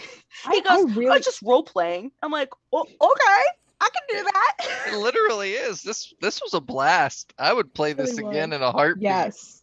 I said this is the first time our send I thought was gonna like flee or rather convert, but then I found the Holy Grail. I had that card, and then I thought Cecilia. The other time I played it, I thought was it Cecilia? Yeah, Cecile was going to bring people over, like do the consolamentium and then burn at the stake. But then I'm like, oh, what if she actually is too afraid and she converts? But then other things happened, which made her go, no, she's actually going to go to the stake like she's supposed to. So the people that she has done that for, which included another character who escaped, like she went, so that person was saved. Both times I thought one thing was going to happen, and then something very different happened. This is 3 times where I thought I knew what was going to happen. I'm kind of sad Jocelyn wasn't used more, because like I had some ideas like, oh man, he could be like underhanded, or he could be like, I saw this one great episode of was it Brother Mac McKay, the old the Brother McCahey murders? It was like a medieval show about a priest Father that was Mulcahy? like no, yeah, I think so. It was about like a medieval priest that was like also a crime procedural. Mm-hmm. There was a great episode where like he fought in the Crusades, and then his son from when he was in the Crusades, like he had left and abandoned, like came back and found him, and like it was. I kind of had that idea for Jocelyn. I'm like, that never happened. No one got him. Well, there's 16 characters, so some of them, most of them are going to fall to the side. Yeah, I didn't even play a meal like the little boy at all. There's actually stuff in there. If you have 6 players, like you actually, not everyone goes in Act 2, and then the rest of them go in Act 3. So like you could have a lot more players. It would be a long game, but it'd be fun though. I used Bertrand once, Raymond once, and then India never got used. But it's okay. I kind of enjoyed Gilhelm. India could have been fun, because after Bernard got killed, India could have been a lot of fun. Mm-hmm. Yeah. That's the fun of returning to it, because this is the first time I was Arsène, the second time I was Cecile, and now Garnier. Like if you play different characters, it's such a different game, because you're then I could see that. Yeah. So, Michael, have you seen the Game of Thrones tabletop RPG? I'm not going to go back and grab it right now, but I do have it back here somewhere. I've read it, but I feel like this game would be a better game for that than. I'm going to go back and grab it. So actually, if you want that, my suggestion is actually Cortex Prime. The Smallville does so much with social conflicts and political conflicts. It does that so well. However, what I remember about this one is the house system is super cool. So if I was to do Game of Thrones, I might use the house system for this, and then Cortex for the rest of it. Okay, but yeah, it just this was a lot of fun. This had a lot of. I love the fact that like you can think like something's going so well, and then someone's like, "Yeah, I'm gonna use a scene card. What you thought was going on? Nah, this is what's going." I was like, it's gonna be so great. You're like, boom.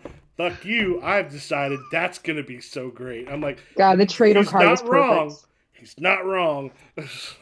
Honestly, I was debating on if I wanted to even use that, and then like, are you gonna trade me? I was like, boom, here it is. Well, all right. Well, I guess I made up for not using my scene cards by using my story cards, because everybody else is at like 1 or 2 scene cards left, and I have 3. I only used 1 the whole time. What was your other story card you have left that you said was interesting? Hold on. A Ghost from the Past. A ghostly apparition shows itself to one of the Cathars. It is a familiar face long forgotten. It Oh, speaks of an shit. oath sworn years ago. What inconvenient promise must be fulfilled? Can the person throw off the chains of the past? You can also choose to have a long-lost relative appear unexpectedly. Cool. I thought it was like I was like, it's really cool and it could be interesting, but I've used 2 story cards, so I don't want to do it again because I feel like I'd be cheating everybody. Yeah, there's that point where I looked at mine too. I'm like, I had my story cards were a flood. Like basically everything is flooded. The homes of the poorest, Cathars will be flooded. Is it a blessing or a warning? And I had like someone offers mercenaries 25 soldiers for 500 sous, which is an outrageous amount. Has he been at Montsegur before? Why does Corbario fail to fulfill the hopes of the siege? I'm like, we're not dealing as much with that. That's not going to be as interesting. So I'm looking at both of mine going, other people will have cool story cards, so I don't need to use mine.